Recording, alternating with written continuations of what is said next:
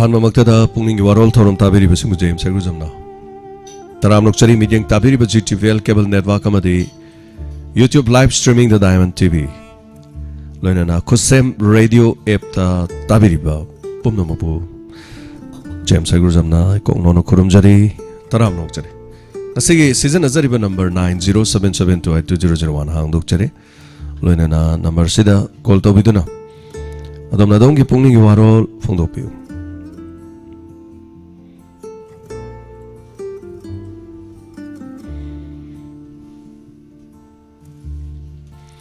Masih kita orang masih WhatsApp video call lah, so seru gabe ni masih no. Adom na tahu riba, fabat habak sing miham na kanganing bawaning ba, lain gasu. WhatsApp video call dah, tahu masih seru gabe you. WhatsApp video call number 7005 707-808. Hari mana number sini? Lain na number tu call tu video na. Adom ke Pukning Warol fung do pinan bagi tanda pizari.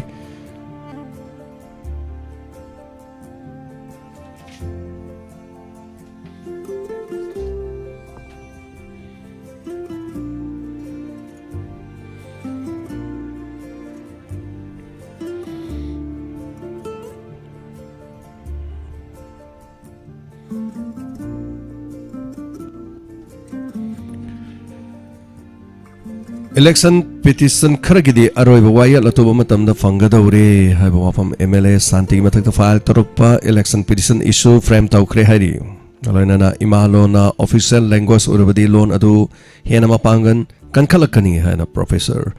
Girish Nata phongdok. Hello Sir langdum dagi ni bahani tapi kari wafam habiningi kari wafam ngasigi Pukning Warol da tambiningi tapi se ngarang je koi langdum dagi keno da kari wangu de lu hongom chale ba sa lambi je koi thobangi lambi jam nungai ba hai tar smai loi sembi ga yam nungai ni hai gi tai che ke to ne sa hoi hoi yam nungai je lambi je keno da koi atai de thai ba koila si di thai hai be wan ne taking yam lei ba the Tobangi Thai Thai the road meridian chamber copy and Pazana Nungang were Benina temporary the guy I know the Kangal people where I'm gonna the Ampazana Chambi by Tare do Kalanda the Pung home Jango when I want to send them over this. Lambi the Yam no idea Tobangi Thai city the thing is Lambi Yam no idea. They for the Gako long size can internet route to try out the road. Is Shamani, Shaman, but it do and the Hana Duga along the Pimatama, if you Sakoi Una would look at it, Mamin de Kaure. At the Yaupa guitarist, Yakoilandum, the Guinea, Koilandungi, can YBC Club key, President ever to get to Omacopan Evan Pate. Now, but the Masaki Pelian labor, the point of Kanom has now sit out the Thomas, sit out there, Giamna, no ever. The Masagi had him Takota and the Aquina Landungi, a quick strong get them at the labor, cannot welcome it, cannot have the Simoy group not can be whenever. They had the internet route map chamber called Pomona Louis and be whenever. Moy group Sam, okay, unity strength with high time, Moy club in a hundred. And how fight I told me not to play the Horomuadra. They may come to find the night. Tagachari, Hoi. I am no Zelambi Matang to the Masi Manipurgi Kanonatre, Quiggy State Highway, Semba Nate Masi Quiggy, International Highway Haitare, and Masi International Highway Nina, World Bank Makada, India government, Maduda Duga, State Haitare, my share Torkan the same money. I am the World Bank Makada, Tadarakpani, Hariba Lambi, Chatkadorisi, Quiggy, Thailand, Indonesia, or the Tailam Sing Sea connectivity line and Navigate. Same mission Lilongi Tong, Hek Lantok, some days at Pada, Hek Tong Haitarene, Lilongi Tong, the Gina, More Faugi, Dubogini, who's about the when the Paikalise, and the Masidegimo Atopazaga, Piracadoni, Moreki Sisu, Quiggy Moregi police labor, Zagado, Adu Yodringeda. Thailand lom the chat kibagi lambi kakrabani hujiksi am kan semi bani adona hariba lambi sidi tongale masiga state ki akoi side semi lambi siga manadre aduga lambi si adagi chawraga 4 lane ki type ta double lane ki type ta lae aduga laaga Wangjing Uningkhong ana makhoi khongjom yorom dai da lei kilometer 3 makhai khoi sidagi hari ba jaga stigi lambi chemu piksan gi bai wani da ado khoina as kaino ne Wangjing baudi park na laaga lambi ji piksan gri ju maidan ga do hapa do Wangjing baudi hape ba Wangjing matung dagi di khoi si yorok pade de mo haptre ade hap tab jina khoi gi sina sem badi seme fajana hana khoi lambi ji hana manipur sarkar na sem da lambi ji paksaram me ba khoi khongjom site sina adak moi gi state ki asigi international world bank gi makha da lak pajda khoi gi piksan gar bai wani hana dagi gari si som nakan da khama som nakan kham ya paksaram bane ba do hojik si wangkhat ti wangkhale adu amuk semak pa kan maidan yaw yadre khoi stadi yam pikre aduna Uningkhong dagi na khoi se pik pasina kadai bau pi e Kaksing khoi gi yorom dai ge dai bau pi aga Kaksing gi hojik bisal lai do adu dagi amuk lambi se mu khara pakre hai tare so masini lai se adu ko pale na sai do mu khara pi e then aduni more da sat piragadi mo hena khangani more da lambi yamna nungaire hojiki tim duna dum seme mafam khara da sembal oide khara da sembal ore khara da sembal oide thank you so much taga chari lambi gi matang na habiro pudo duga hari ba sisu brahma sugunu rota aduga mayang infan gi lambi da sumaina sembi bata aragadi nungai doni ne yam sena haigadi lambi nungai baduni adu yamna mi pai badi lambi pa e na gari yam kan thore aduna lambi de sat pa sorok lan thorok pa mi yam thome lambi ji semak padi si ki mi masing hoju bhaw da mi kun gi mathakte hele hai tare hauji phawda laibak chibadagi lambi semak padagi hauraga hauji phawgi lambi nungai ba horok padagi aduna hello minga madele from habisi hello minga madele from habisi kitang hello tazari minga from habisi kari lamdagi tobirok pa kanone thawambi ni thujumdo magi manaw pini aina dum sarda sultana ning bai tare ming di habio kari no ming se thangom bi ning tawjong manaw no pini khangjare ming amtang habi se kari lamda leibano nongmai them sama morang gambu okay morang kampu okay thangom bi hori itilai naw ne ba okay tapio kari habi ning ba na hanje khoi ni pagi kano dagi bek ta ho bai tare aina phone je tawbada phone je pang thangdaba sar hoida haradi hapet kano tawena sar da khangam jage tawba kari bek no ko lo bo sapa ado bek si yawam daba ta ho bodo sidata hawi je khangdraba ada aina hojik so angang jing la ai isana di sum haijada ba hai tare angang jing inak ta phamba angang jing dana tawraga yenge na mango da tahon ne ba thawam bida tawraga phone number je loge na taluge na tawringa jida angang jing dina tawraga phambra ong te yenge na haen ma phang badagi ai jin han ngang thang na han je kuthi yung ba isa su dum nuai ta ba hai tare kuthi yung ba jida yam patana phang pa thaiban de yung ba aina expect ta ya he taraga Pukning Warol adigi crime report se dum ta za ba wakhan de no ai ba hai tare ana ye sei isa da ngasagi Bombay da lai ba mi ana ba pha bagi wari sum mamang da sum ta ze ye ba ko hoi adu mai to roga isa se Guwahati da mu yeng tho ba da ge isa se no me loi lai ba kai imta aina khalam ba du ga adum loi pha le na ba wakhan le no ale ba da aina na han de kuthi yung ba da gi kuthi yung ba kuthi da phan harapa ai kuthi yung da yang kape ba ada moina sma hai ai ngonda kayuma tawgi bani ado nangna paisa mai ama thara ga zo ai sa da tawri de ka banga moi harapa adagi wakhan de ai ada tapio adum wari je ai ta adum ta bhai ta hoi ta ba de mayam ai adum sita ga dum lai je bhai ta ai nun taw ju dai tum ba da oro pung ani ta bo adum ai nom gi ta hauda de ai nungai ta mina dum ado handak se wakhan je nungai ta badagi ai ga ni le ba ni yeng ba jina de hai no taw bani nang na wakhan hin jan na khalle yeng bang moi ha badi isa da tawri je doctor gi leina hai di doctor yeng ga ju kana bung khangoi ha bani ado nang na wakhan de antora khandle hai di ai gi wakhan da di ha re ido isa gi hai di hau da loi bo isa da leina do lei ra bani hai badi wakhan ai ji hong tok bang han tre ba adu khalonu da anabadi anaba ngaktani akhoi loimak naraga loi sidoi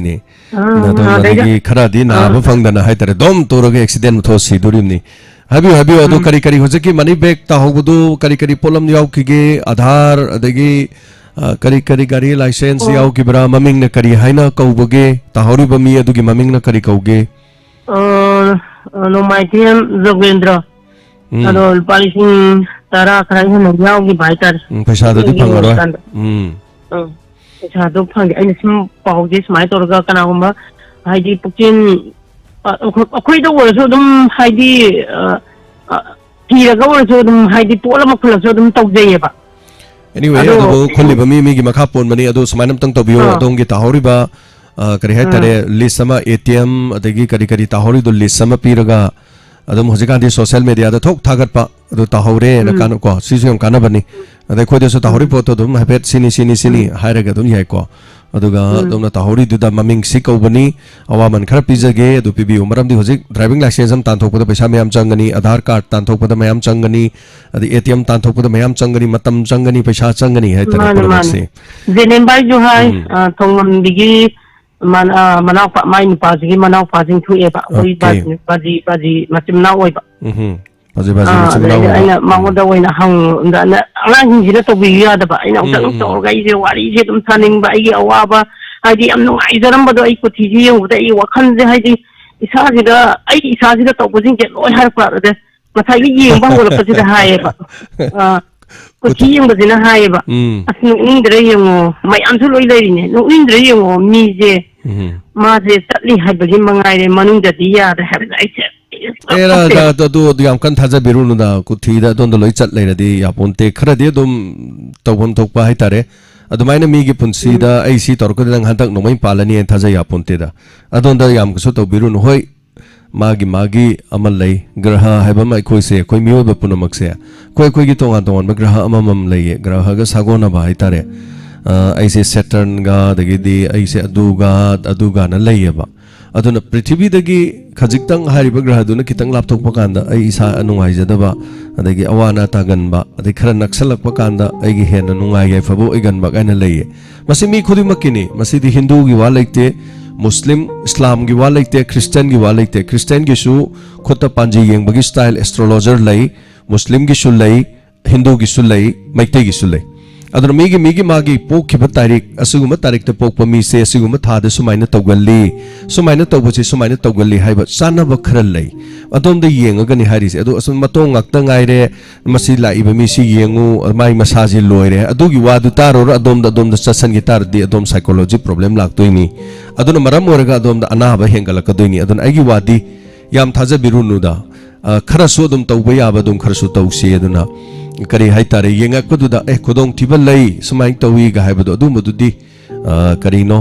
aja puja ga hai tare ne khoi lon din natre ko kari no tawba ya ba thau ba gaido masi thau ba hai si so thau torog madudagi magic amala ka ne ta fadong nate ai khoi gi pungning wakhal se samna haira ba ai thanda lay ba kan da amam da chasse ba short break lauba lamhang ama da ching ama da chasse ne thanda hojik su chasse ba ado yamna summam ba numit ama oise adu thasi numit ama oise nungsit kai su kharga sit pa nong ga su kharga khak se ba matam du da ai yamna nungai ba isai sur ma isa da phawra kadrane khara de dum chingnarap toro chat kane ba ai ko isa da aduna ngasai gi adom na isa nungai ta lengai du da panji do ma haijala kan da adom da yam henjan tar di adu di yara roi ai gi mo ni ko ai astrologer ma di natte but adubu adom na yengu la iba mi si matong khakta ngai re masa khakta ngai re manung di loi re ma ubrai mi ma manung du da adom gi kano du ubra scanner yaubra ba adon da yam thaja birunu da aduna tawda ba ya da ba khra tawsi adu aseng madi da salang ban aina sa hijaba do masidi prithvi punomaki miyam na yarabani madudi hainau pambi haibase hainau panbagi matam ama legani mange haisi mange panbagi matam ama legani chorphon haisi chorphon panbagi matam ama lei adu mai tawdana pambi khudimaki magi matik magul leibadona khoi taibang miyoi bagi su aise adu thada pokpa adugi grahagi makha polade sigumada nungai galli sigumada dasa ta galli sumaina haibagi wafamnida aduna yam ka hena domda khanjan bi ai mo ni ko so thaga chari habira ku jam sangna khanare aduna maram orka na kuthi ngomde adonda ana ba helani adu yam kan khanjan bi rono ai gi wakhani ngasi dagi sor sang no hontok piro chumi ai ngasi dagi thengna doi ni hoji lan thengna doi ni khoi tumi leya punti mi yam wali hoji hinga da ba dom da khanjal laga dom kamai tong ni adun wari tabi ro nungai ba khrasu adun yam na khanjal di bera leibani ada kothi ngoro ga haitare ni santakchi da sata do bom lei her madu da khanba da ko mang lei ni gari thom ne ba du sarupati khrasu dum pe thok pa khrasu dum nok thok pa khras chauksi sumaina aduga scanner ya ponte da yengu ma siloi ram ni ga chume kana gu mane anu pi angang sing di kramai tau ge bu machi manau sing yam yeng thina bu kuthi yeng oraga noi di yam yeng salli ne noi di yam yeng san ba khara lei ne ha chumi ine bong na yam yeng salli chumi semjan gre bu handak ti yaroi dori kan bang amoi dori chume khoi nau nu pa nai nungsi dab do moina semjali ba khangni ko moina nungsi na da na ba podom da dom chakra di yara roi karai black magic adu dom da yam na sum kano thora di ko no tau de ya da ba yeng de ya da ba kara dum yeng biwo yam ka hena dom da changjala de khoi kamai hing ni adu dagi henjang gra de depression chat khini ko yam loye ba ai je mina nung sidra male ai je mina ai tholok pa mi myam lo yang na re ai je nung sidre na oi thang da de di kuli janar ka ne hello minga ma telefon mai bisi hello sir thamoi bandagi gita taram lok sare habio kare habininge ngasai sir lambi gi pan gi buda ai ju matem sum pan nim nokka tapio akhoi gi sigi watham naraki lambi nungai ta bududi sembire adu semingai juda sigi akhoi gi rims mamang maning da lairiba lambi do English higher secondary school lamju leijai akhoi gi isa jing ju loina tammi adum magi school gi timing do sappa loira kanda lawba chali nong sari goidi phai lambi thong lambi do asnonga tarakanda di mamang duda chapanga khangda adu tang thara adi na khanbani adu yorok taw du yobiraktre ne mari leina basing na hafet yangbiragadi am nungai jagadi na haijani yongni khalam jaga du yoroktraba yoroktreba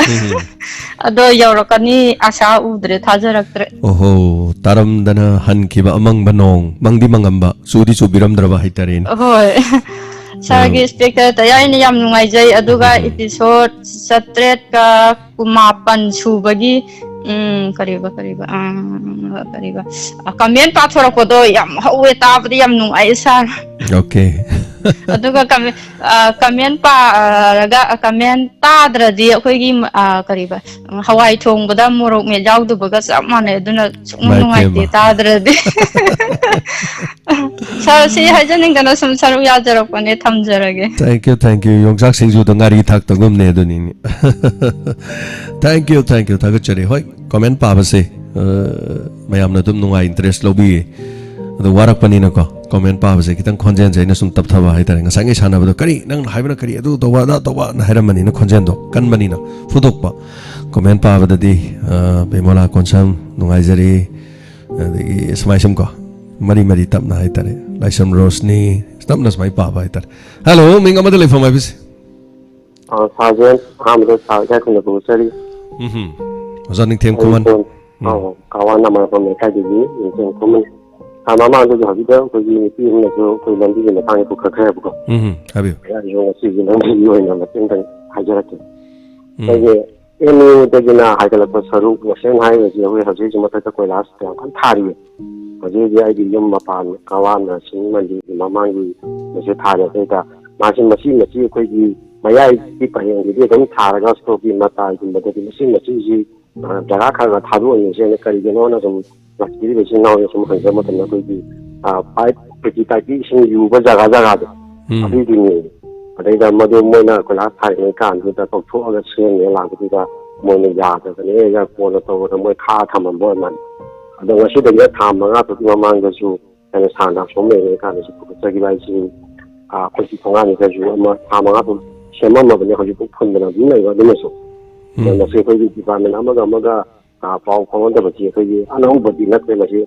age de ho no to da lai da ko da ko staff ma sin wat ko di ko che de na to ri bra to mun lai da la adu bu ko ji thaba ma to ma tam da tu ma ma ji step by step ti yin da to na da ba che ha da ho no se bu ba ji sun to ma si ma ka san ko ji ꯃꯔꯤ ꯂꯩꯅꯕꯁꯤꯡꯅ ꯈꯤꯇꯪ ꯑꯩꯈꯣꯏꯒꯤ ꯃꯇꯥꯡ ꯃꯇꯝ ꯆꯥꯅ ꯇꯧꯍꯟꯅꯤꯡꯕ ꯑꯃꯈꯛ ꯂꯩꯖꯩ ꯑꯗꯨꯒ ꯑꯩꯈꯣꯏꯒꯤ ꯃꯩꯒꯤ ꯂꯥꯏꯔꯦꯝꯕꯤꯁꯤꯒꯤ ꯈ꯭ꯋꯥꯏꯗꯒꯤ ꯃꯀꯣꯛ ꯑꯣꯏꯔꯤꯕ ꯑꯩꯈꯣꯏꯒꯤ ꯀꯥꯟꯆꯤꯄꯨꯔꯗ ꯂꯩꯔꯤꯕ ꯑꯦꯝꯌꯨꯁꯦ ꯁꯤꯒꯤ ꯍꯦꯛ ꯑꯩꯈꯣꯏꯒꯤ ꯃꯈꯥ ꯊꯪꯕ ꯂꯝꯕꯤ ꯑꯩꯈꯣꯏꯒꯤ ꯂꯥꯡꯊꯕꯥꯟ ꯆꯤꯡ ꯑꯅꯤ ꯀꯥꯔꯛ ꯇꯥꯈꯤꯕ ꯌꯥꯕ ꯃꯁꯤ ꯑꯩꯅ ꯉꯔꯥꯡꯁꯤ ꯊꯕꯛꯒ ꯁꯨꯝ ꯆꯠꯆꯕ ꯃꯇꯝꯗ ꯈꯨꯗꯥꯡꯁꯤꯗꯅꯦꯕ ꯑꯩꯈꯣꯏꯒꯤ ꯑꯝꯇ ꯊꯧꯖꯔꯀꯥꯟꯗ ꯀꯩꯅꯣꯗ ꯃꯗꯨꯒꯤ ꯂꯝꯕꯤꯗꯨꯗꯤ ꯀꯗꯛ ꯇꯧꯔꯒ ꯇꯨꯗꯅꯕ ꯃꯨꯛꯄ ꯍꯣꯠꯅꯕꯗ ꯍꯥꯏꯖꯕ ꯇꯥꯔꯦ ꯃꯁꯤ ꯀꯨꯏꯔꯦ ꯃꯁꯤꯒꯤ ꯂꯝꯕꯤꯁꯤ ꯍꯥꯟꯅ ꯍꯧꯖꯤꯛ ꯍꯧꯖꯤꯛꯁꯨ ꯑꯩꯈꯣꯏꯒꯤ ꯃꯅꯤꯄꯨꯔꯗꯗꯤ ꯆꯤꯄꯦꯟꯂꯤꯖꯤꯠ ꯌꯨꯅꯤꯚꯔꯁꯤꯇꯤ ꯑꯅ ꯑꯃꯁꯨ ꯂꯩꯌꯦ ꯑꯗ ꯂꯝꯕꯤꯁꯤ ꯑꯩꯈꯣꯏꯒꯤ ꯅꯨꯡꯇꯤꯒꯤ ꯆꯠꯂꯤꯕ ꯃꯤꯗꯤ ꯀꯔꯤ ꯑꯣꯏꯔꯝꯒꯅꯤꯅ ꯈꯜꯂꯨꯕꯗ ꯌꯥꯝꯅꯁꯨ ꯅꯨꯡꯉꯥꯏꯇꯕ ꯑꯃ ꯐꯥꯎꯖꯩꯌꯦꯕ ꯃꯁꯤꯇꯪꯒ ꯑꯃꯨꯛꯇꯪ ꯊꯥꯕꯤꯔꯒꯗꯤ ꯌꯥꯝ ꯅꯨꯡꯉꯥꯏꯒꯅꯤꯅ ꯈꯟꯖꯕ ꯁꯤꯇꯪ ꯐꯣꯡꯗꯣꯛꯆꯒꯦ ꯇꯧꯖꯕꯅꯦ ꯁꯥꯔ ꯊꯦꯡꯛ ꯌꯨ ꯅꯤꯡꯊꯦꯝ ꯈꯨꯃꯟ ꯋꯥꯐꯝ ꯌꯥꯝ ꯐꯖꯅ ꯇꯥꯛꯄꯤꯔꯤ ꯍꯧꯖꯤꯛ ꯈ꯭ꯋꯥꯏꯗꯒꯤ ꯂꯨꯔꯤꯁꯤ ꯀꯋꯥꯒꯤ ꯁꯦꯝꯕꯤꯔꯤꯕ ꯑꯗꯨꯒ ꯁꯔꯣꯛꯇꯨ ꯃꯊꯛꯇꯤ ꯇꯩꯁꯟꯈ꯭ꯔꯦꯕ ꯅꯣꯡ ꯑꯝꯇꯪ ꯆꯨꯔꯛꯄꯁꯤ ꯌꯦꯡꯅꯤꯡꯉꯤ ꯑꯗꯥꯏꯗ ꯅꯣꯡ ꯍꯦꯛ ꯆꯨꯕꯒ ꯍꯦꯛ ꯊꯨꯝꯕꯗꯣ ꯑꯗꯣ ꯍꯧꯖꯤꯛ ꯅꯨꯃꯤꯠ ꯏꯁꯤꯡꯁꯤ ꯌꯨꯝꯂꯣꯝꯗ ꯆꯦꯟꯁꯤꯜꯂꯛꯇꯣꯔꯤꯕ꯭ꯔꯥ ꯗ꯭ꯔꯦꯟꯁꯗ ꯆꯦꯟꯊꯗꯣꯔꯤꯕ꯭ꯔꯥ ꯃꯗꯨ ꯑꯝꯇꯪ ꯌꯦꯡꯅꯤꯡꯉꯤ ꯀꯔꯤꯅꯣ ꯍꯥꯏ ꯀꯥꯟꯗ ꯃꯌꯥꯝꯗ ꯈꯨꯗꯣꯡ ꯆꯥꯗꯕꯗꯨ ꯊꯣꯛꯇ꯭ꯔꯗꯤ ꯅꯨꯡꯉꯥꯏꯖꯔꯦꯗꯅ ꯑꯗꯥꯏꯗꯨꯗꯤ ꯏꯁꯤꯡ ꯊꯨꯝꯃꯩꯁꯦ ꯌꯥꯝ ꯀꯨꯏꯔꯦꯕ ꯑꯗꯨꯒ ꯑꯃ ꯑꯣꯏꯔꯦ ꯂꯝꯕꯤ ꯐꯖꯅ ꯁꯦꯝꯂꯨꯔꯀꯥꯟꯗ ꯑꯃꯨꯛ ꯇꯣꯇꯤꯒꯤ ꯑꯃꯨꯛ ꯁꯦꯝꯒꯠꯂꯛꯄꯗ ꯀꯥꯡꯒꯨ ꯑꯃꯨꯛ ꯇꯧꯈꯠꯂꯛꯄ ꯀꯥꯡꯒꯨ ꯑꯃꯨꯛ ꯁꯦꯝꯒꯠꯂꯛꯄ ꯀꯥꯡꯒꯨ ꯑꯃꯨꯛ ꯇꯧꯈꯠꯂꯛꯄ anyway ꯃꯊꯪꯒꯤ ꯀꯣꯂꯔ ꯑꯃ ꯂꯧꯈꯠꯆꯒꯦ ꯑꯗꯨꯒ ꯌꯥꯝ ꯅꯨꯡꯉꯥꯏꯖꯕ ꯑꯃꯈꯛꯅ ꯉꯔꯥꯡ ꯑꯩꯅ ꯊꯥꯒꯠꯆꯈꯤꯕ ꯏꯆꯝ ꯆꯝꯂꯕ ꯑꯩꯈꯣꯏꯒꯤ ꯏꯆꯜꯁꯤꯡ ꯃꯤꯃꯥꯟꯅꯖꯗ꯭ꯔꯕꯤ ꯍꯥꯏꯖꯕꯗ꯭ꯔꯥ ꯃꯤꯠ ꯎꯖꯗ꯭ꯔꯕꯤ ꯑꯃꯝꯕ ꯅꯄꯨꯟꯁꯤ ꯑꯣꯏꯖꯔꯕꯤ ꯏꯆꯜ ꯑꯍꯨꯝꯈꯛ ꯑꯩꯒ ꯊꯦꯡꯅꯕꯒꯤ ꯚꯤꯗꯤꯑꯣ ꯃꯇꯦꯛ ꯑꯃꯈꯛ ꯊꯥꯒꯠꯆꯕꯗꯣ ꯌꯥꯝ ꯅꯨꯡꯉꯥꯏꯖꯕꯗꯤ 4 lakhsꯅ ꯌꯦꯡꯕꯤꯕꯩ ꯋꯥꯅꯤ ꯃꯌꯥꯝ 4 lakhs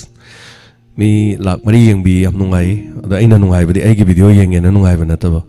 ꯏꯆꯜꯁꯤꯡ ꯑꯗꯨ ꯕꯦꯁ ꯀꯃꯦꯟ ꯐꯖꯕ ꯀꯃꯦꯟꯁꯤꯡ ꯄꯤꯕꯤꯕ ꯍꯥꯏꯇꯥꯔꯦ ꯑꯗꯨꯅ ꯑꯩꯅ ꯊꯝꯖꯅꯤꯡꯕ ꯋꯥꯐꯝ ꯍꯥꯏꯇꯥꯔꯦ ꯃꯊꯪꯒꯤ ꯀꯣꯂꯔꯁꯨ ꯉꯥꯏ ꯂꯩꯔꯦ ꯌꯥꯝꯅ ꯅꯨꯡꯉꯥꯏꯕ ꯐꯥꯎꯏ ꯑꯗꯨꯒ ꯑꯩꯈꯣꯏꯒꯤ ꯏꯔꯛꯇꯁꯨ ꯑꯁꯤꯒꯨꯝꯕ ꯏꯆꯜ ꯏꯆꯦꯁꯤꯡ ꯃꯌꯥꯝ ꯑꯃ ꯍꯤꯡꯉꯤ ꯑꯅ ꯍꯥꯏꯕꯗꯣ ꯑꯗ ꯑꯩꯒꯤ ꯃꯤꯠꯌꯦꯡ ꯇꯣꯡꯉꯥꯜꯂꯤ ꯑꯗꯨꯅ ꯃꯐꯝꯗ ꯍꯥꯏꯇꯥꯔꯦ ꯑꯩꯅ ꯇꯧꯊꯣꯔꯛꯄꯁꯤꯡꯗ ꯃꯌꯥꯝ ꯊꯥꯒꯠꯄꯤꯕꯗꯨ ꯆꯞ ꯃꯥꯟꯅꯩ ꯑꯩ ꯀꯩꯁꯨꯝ ꯑꯣꯏꯗꯦ ꯆꯞ ꯃꯥꯟꯅꯩ ꯑꯩꯈꯣꯏ ꯃꯁꯦꯟ ꯌꯥꯝ ꯅꯨꯡꯉꯥꯏꯖꯩ ꯑꯗꯨꯒ ꯑꯊꯨꯕ ꯃꯇꯝꯗꯁꯨ ꯑꯗꯨꯒ ꯏꯆꯜꯁꯤꯡ ꯏꯅꯥꯎꯁꯤꯡ ꯂꯩꯔꯤ ꯃꯌꯥꯝꯗꯣ ꯃꯈꯣꯏ ꯃꯅꯥꯛꯇꯒ ꯆꯠꯂꯒ ꯀꯔꯤ ꯍꯥꯏꯕ ꯇꯥꯔꯦ ꯃꯈꯣꯏꯒꯤ ꯍꯩꯖꯕ ꯃꯌꯥꯝꯒ ꯎꯠꯊꯣꯛꯅꯕ ꯍꯣꯠꯅꯖꯔꯤ ꯑꯩ ꯚꯤꯗꯤꯑꯣꯗꯨꯁꯨ ꯉꯔꯥꯡꯗꯩ ꯁꯦꯝꯕ ꯂꯣꯏꯕ ꯉꯝꯗꯦ ꯊꯥꯒꯠꯆꯗ꯭ꯔꯤ ꯃꯈꯥ ꯑꯇꯩꯁꯨ ꯑꯩ ꯊꯥꯒꯠꯆꯔꯛꯀꯦ ꯑꯗꯨꯒ ꯏꯆꯥ ꯑꯃꯅ ꯀꯛꯆꯤꯡꯗꯒꯤ ꯃꯤꯠ ꯎꯖꯗ꯭ꯔꯕꯤ ꯑꯃꯅ ꯄꯣꯛ ꯉꯝꯗ꯭ꯔꯕ ꯇꯥꯏꯕꯪ ꯃꯄꯣꯛꯇ ꯍꯥꯏꯅ ꯁꯛꯄ ꯏꯁꯩꯗꯣ ꯑꯃꯨꯛꯇꯪ ꯇꯥꯕꯤꯌꯣ ꯑꯗꯨꯒ ꯑꯩ ꯊꯥꯒꯠꯆꯔꯛꯀꯦ ꯃꯁꯥꯃꯛ ꯐꯤल्मꯗꯁꯨ ꯃꯃꯤꯠ ꯎꯖꯗ꯭ꯔꯕꯤ ꯑꯉꯥꯡ ꯑꯃꯅ ꯁꯛꯄꯅꯦꯕ ꯑꯩꯈꯣꯏꯒꯤ ꯃꯥꯏ ꯀꯩꯅꯣꯗꯣ ꯀꯦꯔꯦꯛꯇꯔꯗꯨꯗ ꯍꯥꯏꯇꯥꯔꯦ ꯋꯥꯔꯤꯗꯨꯗꯁꯨ ꯌꯥꯝ ꯅꯨꯡꯁꯤꯕꯅꯦ ꯍꯧꯖꯤꯛꯀꯤꯁꯤꯅ ꯑꯁꯦꯡꯕ ꯃꯃꯤꯠ ꯎꯗꯕꯤ ꯑꯉꯥꯡ ꯑꯃꯅ ꯁꯛꯄ ꯑꯗꯨꯒ ꯃꯃꯤꯠ ꯎꯗꯕ ꯑꯉꯥꯡ ꯑꯃꯅ ꯊꯤꯟꯕ ꯃ꯭ꯌꯨꯖꯤꯛ ꯊꯤꯟꯕ ꯍꯥꯏꯇꯥꯔꯦ ꯑꯗꯨꯒ ꯃꯗꯨꯁꯨ ꯃꯌꯥꯝ ꯇꯥꯕꯤꯌꯣ ꯑꯗꯨꯒ ꯌꯦꯡꯕꯤꯌꯨ ꯍꯥꯏꯖꯒꯦ ꯍꯜꯂꯣ ꯃꯤꯡ ꯑꯃꯗꯤ ꯂꯩꯐꯝ ꯍꯥꯏꯕꯁꯦ ꯍꯜꯂꯣ ꯁꯤ ꯗꯥꯏꯃꯟ ꯇꯤꯚꯤ ꯅꯠꯇ꯭ꯔꯣ ꯍꯣꯏ ꯇꯧꯖꯔꯤꯕ ꯑꯩꯒꯤ ꯃꯤꯡ ꯃꯤꯅꯥ ꯀꯨꯃꯥꯔꯤ ꯀꯧꯏ ꯀꯛꯆꯤꯡꯗꯒꯤꯅꯤ ꯑꯩꯁꯨ ꯅꯥꯏꯠ ꯕ꯭ꯂꯥꯏꯟꯗꯅꯦꯁ ꯄꯦꯁꯦꯟ ꯑꯃꯅꯦ ꯑꯗꯣ ꯉꯔꯥꯡꯒꯤ ꯁꯥꯔꯅ ꯊꯥꯔꯛꯄ ꯚꯤꯗꯤꯑꯣꯗꯣ ꯗꯤꯁꯦꯕꯜꯒꯤ ꯑꯗꯨꯁꯨ ꯑꯩ ꯌꯦꯡꯖꯔꯦ ꯌꯥꯝ ꯑꯦꯄ꯭ꯔꯤꯁꯤꯌꯦꯠ ꯇꯧꯋꯦ ꯑꯗꯨꯁꯨ ꯌꯥꯝ ꯅꯨꯡꯉꯥꯏꯖꯩ ꯍꯥꯏꯇꯥꯔꯦ ꯌꯦꯡꯕꯗ ꯑꯗꯨꯒ ꯑꯩꯅ ꯁꯨꯝ ꯀꯣꯂꯔ ꯑꯃ ꯍꯧꯖꯤꯛꯇ ꯑꯩꯈꯣই ꯃꯃꯥ ꯍꯥꯏꯒꯗ꯭ꯔꯥ ꯍꯥꯏꯗꯤ ꯏꯅꯨꯝꯆꯥ ꯍꯥꯏꯒꯗ꯭ꯔꯥ ꯑꯃꯅ ꯍꯥꯏꯗꯤ ꯗꯥꯏꯃꯟ ꯇꯤꯚꯤꯒꯤ ꯆꯦꯅꯦꯜꯒꯤ ꯃꯌꯥꯝ ꯑꯃ ꯇꯥꯔꯒ ꯃꯥꯁꯤ ꯋꯥꯈꯜꯁꯨ ꯌꯥꯝ ꯅꯨꯡꯉꯥꯏꯅ ꯂꯩꯔꯦ ꯃꯁꯥꯁꯨ ꯐꯔꯦꯅ ꯍꯥꯏꯔꯦꯀꯣ ꯑꯗꯨꯒ ꯍꯥꯏꯗꯤ ꯃꯥꯗꯣ ꯑꯦꯁꯇ꯭ꯔꯣꯂꯣꯖꯔ ꯑꯃꯗ ꯌꯦꯡꯉꯨꯔꯒ ꯃꯥꯗꯣ ꯃꯁꯥꯗꯨ ꯍꯥꯏꯗꯤ ꯋꯥꯈꯜꯗꯨ ꯄꯨꯔꯥ ꯗꯥꯎꯟ ꯆꯠꯈꯤꯕꯗꯣ ꯑꯗꯣ ꯑꯩ ꯀꯩꯅꯣꯝꯇ ꯐꯣꯡꯗꯣꯛꯅꯤꯡꯕ ꯑꯗꯨꯗ ꯍꯥꯏꯗꯤ ꯑꯩꯈꯣꯏ ꯃꯤꯑꯣꯏꯕ ꯍꯥꯏꯕꯁꯦ ꯑꯩꯈꯣꯏꯅ ꯀꯩ ꯍꯥꯏꯅꯤ ꯑꯩꯁꯤ ꯗ꯭ꯔꯦꯁ ꯑꯃ ꯌꯥꯝ ナꯅ ꯁꯦꯠꯂꯒ ꯊꯣꯛꯂꯦꯅ ꯈꯜꯂꯁꯦꯕ ꯑꯗꯨꯗ ꯑꯩꯁꯤ ꯌꯥꯝ ꯄꯔꯐꯦꯛ ꯑꯣꯏꯔꯦꯅ ꯑꯩ ꯋꯥꯈꯜꯗ ꯆꯠꯆꯔꯤꯅꯤ ꯑꯗꯨ ꯃꯤ ꯑꯃ ꯊꯦꯡꯅꯔꯦꯅ ꯈꯜꯂꯦ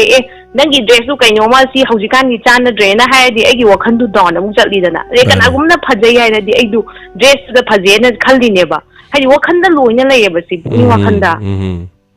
ꯑꯗꯨꯅ ꯍꯥꯏꯗꯤ ꯑꯩ ꯀꯅꯥꯒꯨꯝꯕꯅ ꯐꯖꯩ ꯍꯥꯏꯔꯗꯤ ꯑꯩ ꯐꯖꯩꯅ ꯈꯜꯂꯤꯅꯤ ꯀꯅꯥꯒꯨꯝꯕ ꯊꯤꯔꯦꯗꯤ ꯑꯩ ꯊꯤꯕ꯭ꯔꯥꯅ ꯈꯜꯂꯤ ꯑꯗꯨꯃꯥꯏꯅ ꯃꯥꯒꯤ ꯅꯨꯡꯉꯥꯏꯅ ꯂꯩꯖꯔꯝꯕ ꯋꯥꯈꯜꯗꯨ ꯑꯦꯁꯇ꯭ꯔꯣꯂꯣꯖꯔꯅ ꯍꯥꯏꯕ ꯆꯨꯝꯃꯝꯕꯁꯨ ꯌꯥꯏ ꯆꯨꯝꯃꯝꯗꯕꯁꯨ ꯌꯥꯏ ꯑꯗꯨꯗꯤ ꯈꯪꯕ ꯉꯝꯗ꯭ꯔꯦꯀꯣ ꯑꯗꯨꯕꯨ ꯍꯥꯏꯗꯤ ꯃꯥꯒꯤ ꯋꯥꯈꯜꯗꯅꯦꯕ ꯂꯣꯏ ꯆꯠꯂꯤꯗꯣ ꯑꯗꯨꯅ ꯑꯗꯨꯗ ꯆꯠꯇꯅ ꯃꯥꯒꯤ ꯅꯨꯡꯉꯥꯏꯕꯗꯨ ꯂꯦꯡꯗꯅ ꯀꯣꯟꯁꯇꯦꯟ ꯑꯣꯏꯅ ꯂꯩꯕꯗꯨꯅꯦꯅ ꯐꯩꯌꯦꯅ ꯍꯥꯏꯅꯤꯡꯕ ꯑꯗꯨꯒꯤ ꯋꯥꯈꯜꯗ ꯌꯥꯝꯅ ꯂꯩꯕꯅꯦ ꯑꯗꯨꯒꯤ ꯑꯩꯈꯣꯏꯁꯨ ꯅꯥꯏꯠ ꯕ꯭ꯂꯥꯏꯟꯗꯅꯦꯁ ꯄꯦꯁꯦꯟ ꯑꯣꯏꯅ ꯂꯩꯖꯔꯤꯅꯤ ꯑꯗꯨ ꯀꯩꯝ ꯑꯋꯥꯕ ꯂꯩꯇꯦ ꯃꯤꯑꯣꯏꯕ ꯍꯥꯏꯁꯤ ꯅꯥꯗꯕ ꯀꯅꯥꯁꯨ ꯂꯩꯇꯦ ꯄ꯭ꯔꯤꯊꯤꯕꯤꯗ ꯑꯗꯨꯅ ꯍꯥꯏꯗꯤ ꯑꯩꯈꯣꯏꯁꯤ ꯋꯥꯈꯜ ꯁꯛꯇꯤꯁꯤ ꯍꯥꯏꯗꯤ ꯑꯩꯈꯣꯏꯒꯤ hajjangi pangan kan ba khadana mi se akan ba natte ba pungni wakhan yamna kan ba sine ba nara su hajjang phana dai ba ngam doi se ado pungni son ta bat ai chal ge night blindness oi ba se numidang gi matam si khakta u da bro kamai to buno ai do numdang di mai ngala di khara di uye aduga ai do numdang gi matam da di u de ba ai thanda chat pa ngam de aduga nungthin da bu de khaga adum thoi adum haidi thanda adum chat pa thok pa ngam me khara haidi ada pa da chat trar so lambi du u de na hoi kada de kari lei po chai lei ha ba du u ba ngam me ba hoi adum khara di uye adu pura di clear di oi da ba isa gi chahi kya surage ai chahi 28 years sujare ado 28 years kari honari ge yumda di kari tawi na to ngam ba ai se akoi tamo ma adum angang gi akoi yumda boarding tham me ba ko adu dum khaga ngang khaga lai tak ba udraga su ko gi haijabi haidi hainabi thak dai dare adu mai ne khara adum se na jai hai dare okay adu di laisabi oi biri laisabi biri aido adu diamond radio gi kaino su inspector tai su phajuna da je haidi comment nong ben pi bu khoi na u da bani na diamond tv hairasi isal hojik ti ko hoi soi gre on thok khare diamond tv gi kau thau bai si keso kai de hana chen so adu diamond tv gi crime updates adum da je adu adi inspector tai tai adagi pukning warol so aina dum sangadi adum ta je ngasi su da ba adu da aina ta ba changba ga hauji ki mama amana haibado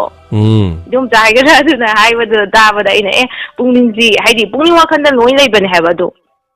adu haning bagi sum tau jar pani da yam nungai je phone tha sai dei hanjin jin tau ne adu da busy sum lei ba adu gi thank you sir yam nungai jai adu yam nungai je tham jarage hoi ningan ba ya de adu isana hare de night blindness oi ngarang aina thena jaba ngang no pimsa ngorong obodo aduna magina angan ba semu u da ba ngan man da na mangon da u da ba haitare ngan ba je hen ban gi ba mai masad aduna loina wow ga leiba aduna numidang da na mu mamma kan da amam ba sina maramor kan ma angan ba loi fajala kan numidang da na mu u ba si angak pani sor sina taibang miyo si tawis aduga angak pa ngang amasu lei akhoi asia da ngang amakha magi mamit si yam khuna pale aduga mai mami sa kamay tau gibu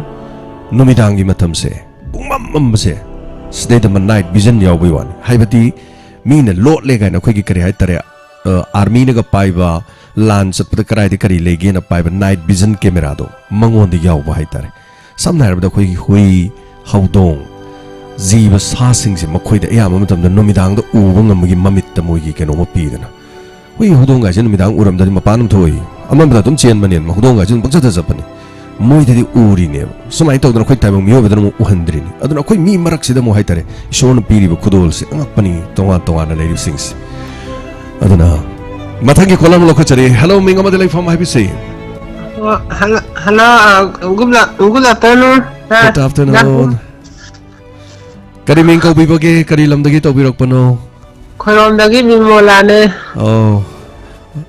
madam isa nung abi da bro kay dogi kaso tau da bro kaso tau de sumu wa ba sum tau bani hoi kari happy ning ba kari thambe ning ba no ko di kha thong ne ai kano tau wa suma khoi live kum ba de isai khan ba gum ba isai sangna si gum ba de ta khudak ta hang da ba si komai tau buno isai khan ba ke do ba isai khan ba gum ba dagi isai sangna si ha ba gum ba de phang da ba hekta au khudak ta phang da ba ko na no da ka het chin da ba adu bu ko lak ta dana yam kuina ngai ba ka su yam yaw bani thauram si mayam pe na ba ina ahan ba da di ko yam na phang ba sing tok piro har ngai helaga tau ba su yaw re adu mamai thang da di ko se phang man da dana kai tau ge ba lak man da dana ha na phang gi ba su yaw biro hai dana thauram bu pung ma ga na te ne pung ani ga tau ri ni hojikan hoi adu ko mi kano ne phone da phang da ba do phone phang da mai na ta ba phone phang da ba na to phone da lakti hai ba adu na di phone se mase kitang hai technical kitang lai ba isa da ko adu na ni oi do ni adu YouTube ta mase ko gi thorom si ta ba na traga su ko gi khud sem hai dan ama khak lai ba ne khud sem live si di ma di phang da ba lekti ba kit number da hekta phang ba ni adu khud sem live to amtang aina naha matang na thaba du tak phira di nong matang khoi sai daga lak bada khoi ne ga ta adi yam line phang di phang dong male khwai de line se khosem ne ba ko khosem de ang ta di ba khosem je app si download to bira ba play store de ge duga kit namaga lore the radio loi tho dong ni manipur da laiba radio nge loi yaw ro doi ni aduga taning bado adom ne tan hojik khari la i loi nam ta yare yam nungai sai sak ke taw ne ba du su phang ang da ba ta kan hau da theng na hau ba to do ni khoi jo ke ya da ta janing ba no sakning ba mi sigi si ta ba phang da leira ba ni do khosem live to ong tang season abam tang tam se karam tan ja da nom tang hojik kan na ha jing le sabi masa phang masa dia ma hi bani moi ne ga ta phira di ko yam nungai dog jani isunu pi le ye du ju ma ju le te boarding ga le ga ma le di ma he coffee ne ba hoi aduga ai je gara isanu pi December sonda le ye ba ajo angang na ba dakra kha le ye ma kha ta moi da kha le ta bu gara ga salak ba ada yamna kudong thiba ma thina ba sum nu ji da ba ya de gi in je dum chuang le da asa gari je ji kan gari unga to wala ko je zesta unga ji tharo ko da hekta ka wa kha hen thoro ko da hal ma tat le ba amang da ma kan ji yam tam chakre da ko asibu yong nang de ja la na ma ya gi ko gi kan ta bu to khat phom do adu yok chan ga da khara wa li ngai ji da hekta gari da brazil ki ma bu brazil da na han ji sat pa sa mamang awai da khara mi khara yom chan na ga lai ba ma bi du yi ngai tho u re ne ai gi ma na khot law lai tho a sa ra khot law lai tho ra ko wa ni da gari je khang ma as tho me da na ai gi khal ne ko me am ji gari man ne ko ma yam ji a sa na min ji loi na song khan na ra adagi han jo thom di thom hong tre ka mai tau ne bu na ka ma as ai di ko u da ni ai a ma mang da gi ma yom chan lai ji di ning lai ko ni ne ko di nang u boi ning ye da ase han jin sa li ji boi thong tap cha khre da ko yong na jo ja lai na ko di khana ri mi nang u boi ning ye na ai di u hong tre na ma ji ha ra ga du mai tau ra ka mu la ai sa kha salaga ko gi penogin kan si po gi nem gin khra he to ra po ji da mu chu ta nupa ka tang ahlo ya to ma gari ma sa ji ta ko da lan ga da gi ma ji phat ta phai ja la ga la la ko wa ni ka bu chu khani ta ngai ba gari thau ba ji yam na tai sa na da ba ki pro sa ka da ba ki ba mi ya re ko di so mai te ma yam no section ga da ma tam ni hojik ti gari sam ya nge daga tung mang yam yeng da ba ya dre gari thori ba mi sing na su mamang da natna phone ma da phone la e na mai phone yeng or ga nong khalak ba da ko mang da gari im kham le ram ne am lu ro ba jik met chi choi ba sunga ya de gari thori ba mi se aduna gari si thori ba ikoi na su yam section ba tangai phadi chatti ba ikoi na su khan batai aina chatti ba si ada thori ba gari si soi da na driver si phone da yeng adi ma ingon da paisal la kani ko adu di ma chat ki ba lore ga ai chat ke ko hai ba wakhal mana la isi nangna na ba i chat ho ke ko hai ba ma yam section ba makhak tangai phadi lambi gi matai de chat pi ri ba sing numidang gi matam na gari thori ba sing na sungu ude hai ba wafam se aina kaya rakhan hai jai ai koi numidang da gari thoba ai amna numidang da gari am thoba mi ni na gari si thorok ku matam nu matai de chat pa mi se ude ba makhoi na kari guma amu ba phirol amu ba fizol set pa tar ga di amu hen ude ba ador lambi de chatli bisen moi gari thokpa chapam thokpa chasono khoi chatli ne na matai de sabta gari gi matai na thoma ga chen bai base soidraban section bi oduna section madi na pa basi leite duna lambi de chatli bising lakli ba gari sing yang ba khongjen sin maram ga khoi gi punsi mangli ngai ma chak ma soidana oigani thokli khodong thiba kaya su tatana hojik so haibiri duni lanthok kiba matam na uhouda bani haibiri ador ga di asiba sokpan hena mangjaga dori bani madu thok tanana magi damak lambi chatpa masi mayam sing ase yamna section bagi mathau tare hello me ngam de lefam ha bisi haziki tu de sa ine do adune driver tu na haye ba gari lambi sa piri ba jingina nungdang da sa pasi jo khaga section bi wo akoi di thauri je kamta u da ba yawi license jina kapsala di mi sek ta u hong da na tau ba yawi duna lambi sa piri jing jo khaga section na da mi na ma na mai haye porok sa kata ba ba he ki jare thank you madam thaga chari am section bi ho Anana Tagasari Matangi Kolar Dama Kudong Chaba Pizari Manihal Naure Numidangi Tayai Ngarang di Tiba Kangde Nahai Dana Tokle Live Tiba Ngamdre Ngarang Inspector Tayai Sandoi Adam Chap Chana Adam Sandoi Labak Tiba Dagi Ngarang si minute Kunmuk Haurakanda Internet Tat Kibaitar Internet Nasi Ngarang Yam Nungai Taban Madung Matung Dagi Makadum Anoba Pezam Nadu Makadum Sandokse Ado Ani Maktumayam Matat Taba Nungai Roy Haidana Torom the Loibaga Mutatle Mutat Paloiraga Amok Anido Samjin Naraga Amok Amata Oina Tagale Adon Inspector Tayaido the Mark the Mina Tazavane Haidana Haizegi Tagachari Torom Suruga Birakba Matangi Kolaramada Kudum Chaba Pizari COVID-19 gi positive case amata thengna khidre yam nungai ba China da me lising yang khaiga taruk khare hena positive oire China gi mafam khara da lockdown mafam khara tawsalak padagi lockdown tawbi yaroi haidana miyamna iho hobadagi mafam khara dagi lockdown khara hangdokre masi kakta natana malim gi atai mafam sing da su khara leiri Asumna yamna laina si malay masigi mutki bidi wait ingba matam na laina si halak padong na sutawri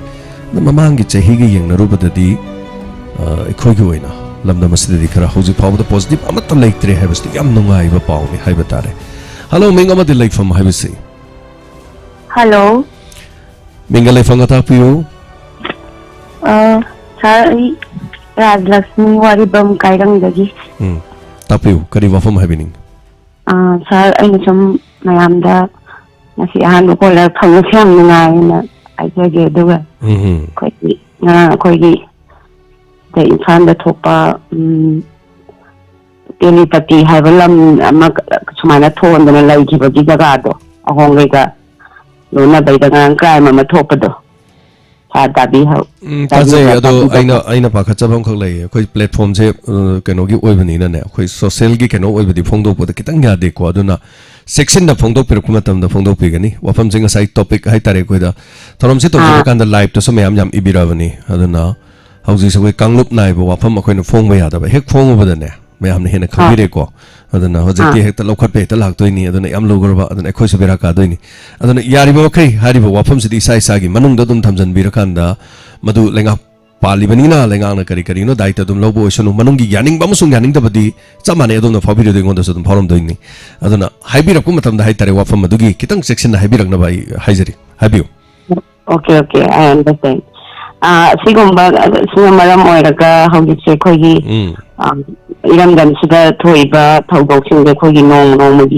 solution for whatever Kogi crime, some total persona, Mamang Katapalamba, Kogi, Langaxing, Namatosing, Sarkar, Haidar, Nico. Koimatau Kalamna, High area, Sibu, Pitopada, Duga, Kogi, any surrounding a Kogi Bazar, City, Maywanda, Natragaman, Tripukita, Koiso, Itana, them Sauropa, Itana, them Lerapanin, Tau, even Mayam, so Koimita, them Uzavase. Masi kasi na ko na sa ko city la mo na ko Manipur ko kang pagsigi city la mo na sumay ta bahay tare du ko kamoy da sum soking oy bahar di ako gi ifurup mayam ko gi makal di yam ba ifurup mayam sibo ko la kham lai te ha gari ba ko mano gi ni se lai ki da di masinyam de poga pa di am yam pana ko gi jati mayam masina punchal ga tari ba pikra ba ko gi thana lai ba Kangai Paksida Laiba, Koi Puruposible Lapam later, Matamsida. However, Mito Miranda, thinking now, Nomi, Kogi, City, Mayola, the Yakogi, Mapam, Tara, Maponga, the in terms of Crow, Piraga, Moina Patat, Lonta, Kogi, Yamna, or Fanda, Nai, Lairagi, Tanabisi. No one may soon Galapag, Uzay, Hoi, madam. Mati ako hoji ama magi wapam na tana koi tungi generation la magi yengaga tungi kunai magi yengaga koi hoji pandiri ba sarkar sina koi punamak saru yaminaraga koi system ama ko habidi akoi na san ground lamada koi land forest area da yum ta salami masi kanai hatatagi karamba lenga ki hatta lairambano karamba kano dagi lairambano masi ya di habigi adugumba step ama sendiraga low end ꯑꯦꯛꯇꯣ ꯁꯦꯝꯕꯤꯔꯒ ꯑꯩꯈꯣꯏ ꯆꯠꯅꯩꯕ ꯁꯥꯔ ꯑꯅꯧꯕ ꯑꯃꯀꯣ ꯑꯗꯨꯃꯥꯏꯅ ꯇꯧꯗꯅ ꯍꯥꯏꯔꯤꯕ ꯑꯩꯈꯣꯏꯒꯤ ꯏꯐꯨꯔꯨꯐꯧ ꯂꯩꯐꯝ ꯂꯩꯇ꯭ꯔꯕ ꯑꯩꯈꯣꯏꯒꯤ ꯈꯨꯟꯅꯥꯏ ꯑꯁꯤꯗ ꯑꯩꯈꯣꯏꯒꯤ ꯄꯤꯛꯈ꯭ꯔꯕ ꯁꯅꯥ ꯂꯩꯕꯥꯛ ꯀꯪꯂꯩꯄꯥꯛꯁꯤꯗ ꯃꯇꯧ ꯀꯔꯝꯅ ꯑꯩꯈꯣꯏ ꯁꯨꯃꯥꯏꯅ ꯁꯨꯝ ꯌꯦꯡꯗꯨꯅ ꯂꯩꯔꯒꯗꯤ ꯑꯩꯈꯣꯏ ꯀꯩ ꯑꯣꯏꯔꯛꯀꯅꯤ ꯍꯥꯏꯕꯒꯤ ꯑꯦꯛꯇꯨꯗ ꯑꯩꯈꯣꯏꯒꯤ ꯀꯩꯅꯣ ꯑꯃ ꯁꯦꯝꯕꯤꯔꯒ ꯁ꯭ꯇꯦꯞ ꯑꯃ ꯑꯩꯈꯣꯏꯒꯤ ꯌꯥꯝꯅ ꯀꯩꯅꯣ ꯑꯣꯏꯕ ꯀꯩꯅꯣ ꯑꯩꯈꯣꯏꯒꯤ ꯂꯣ ꯀꯣꯔꯠꯀꯤ ꯃꯇꯦꯡ ꯂꯧꯔꯒ ꯅꯠꯇ꯭ꯔꯒ ꯑꯩꯈꯣꯏꯒꯤ ꯏꯔꯝꯗꯝꯁꯤꯒꯤ ꯌꯦꯡꯉꯒ ꯇꯨꯡꯒꯤ ꯈꯨꯟꯅꯥꯏꯗꯨꯒꯤ ꯅꯠꯇ꯭ꯔꯒ ꯖꯦꯅꯦꯔꯦꯁꯟꯁꯤꯒꯤ ꯐꯤꯆꯔ ꯌꯦꯡꯉꯒ ꯑꯩꯈꯣꯏꯅ ꯁꯦꯝꯗꯣꯛꯄꯤꯕꯁꯦ ꯁꯤ ꯌꯥꯝ ꯗꯔꯀꯥꯔ ꯑꯣꯏꯕ꯭ꯔꯅ ꯄꯨꯛꯅꯤꯡ ꯑꯗꯨꯝ ꯃꯌꯥꯝꯁꯨ ꯑꯗꯨꯝ ꯄꯨꯝꯅꯃꯛ ꯂꯣꯏꯅꯃꯛ ꯆꯤꯅꯤ ꯇꯝꯃꯤ ꯂꯣꯏ ꯇꯥꯕꯤꯔꯝꯒꯅꯤꯀꯣ ꯁꯥꯔꯒꯤ ꯀꯩꯅꯣꯃꯅꯦꯅ ꯈꯜꯂꯒ ꯑꯗꯨꯝ ꯐꯣꯡꯗꯣꯛꯆꯕꯅꯤ ꯌꯥꯝ ꯅꯨꯡꯉꯥꯏꯖꯩ ꯃꯦꯗꯥꯝ ꯔꯥꯖꯂꯛꯁꯃꯤ ꯇꯥꯛꯄꯤꯔꯤꯕ ꯋꯥꯐꯝꯁꯦ ꯌꯥꯝ ꯐꯖꯈ꯭ꯔꯕ ꯋꯥꯐꯝꯅꯤ ꯑꯗꯣ ꯈꯜꯂꯦ ꯂꯣꯏ ꯈꯜꯂꯦ ꯑꯗꯣꯝꯅ ꯐꯥꯎꯕꯤꯔꯤꯕ ꯐꯤꯂꯤꯡꯁꯦ ꯆꯞ ꯃꯥꯟꯅ ꯑꯩꯈꯣꯏꯗ ꯐꯥꯎꯋꯦ ꯑꯗꯨꯝ ꯂꯣꯏ ꯐꯥꯎꯋꯦ ꯐꯣꯡꯗꯣꯛꯄ ꯌꯥꯗꯕ ꯈꯔ ꯂꯩ ꯑꯗꯨꯅ खरा हाई तारे मसी करिगिनो हाई कांदा कोई इंस्पेक्टर ते आई दगा सो इनका हेक ममांग दो पंजखरे आइगी पनबा पंदबदु तो ओकांदा इनक नक न लेदिबा नागालैंड दा मितो मियान जाना लम लैबे यादे मयाम लम लैबे यादे लम गी मपु ओइबे यादे but in Manipur dikkarino soigire be yamna how bodigi yam soigire masi kanana soihalli no edu adosu imphal mayonda leiba ngaktani ko ayamba khungang lomda natte haujik sungaire ne kanano mana lam ma yonge hai kanda maitei masam na lam du leige hai kanda lupa lak ni phu haire muslim macham na leige habda ni phu dum haire chingmi na leige habda ni phu hai mian cha dana lak humdra pi ge hai मागी खुदों Sabri Young ना नमने पिथोक किने बदम कदम करम जगह दा करम दा electoral roll दा कनाना ख्वाइदी हेना मितो मियान सा लेगे में हम खंबे रंगन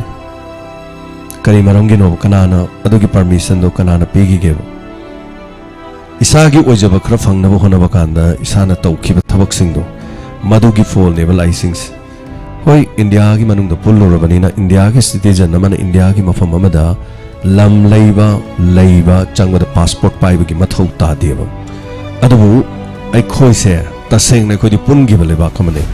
india na ning tamamutung na masa gi democracy magi chatna no hona ba magi tongan ba hak sem na dr ambedkar na semam ba mayam adu da north east ki yaw kite maram di matam adu da north east masa na tonga na maning tamaga leiba kamam ozrami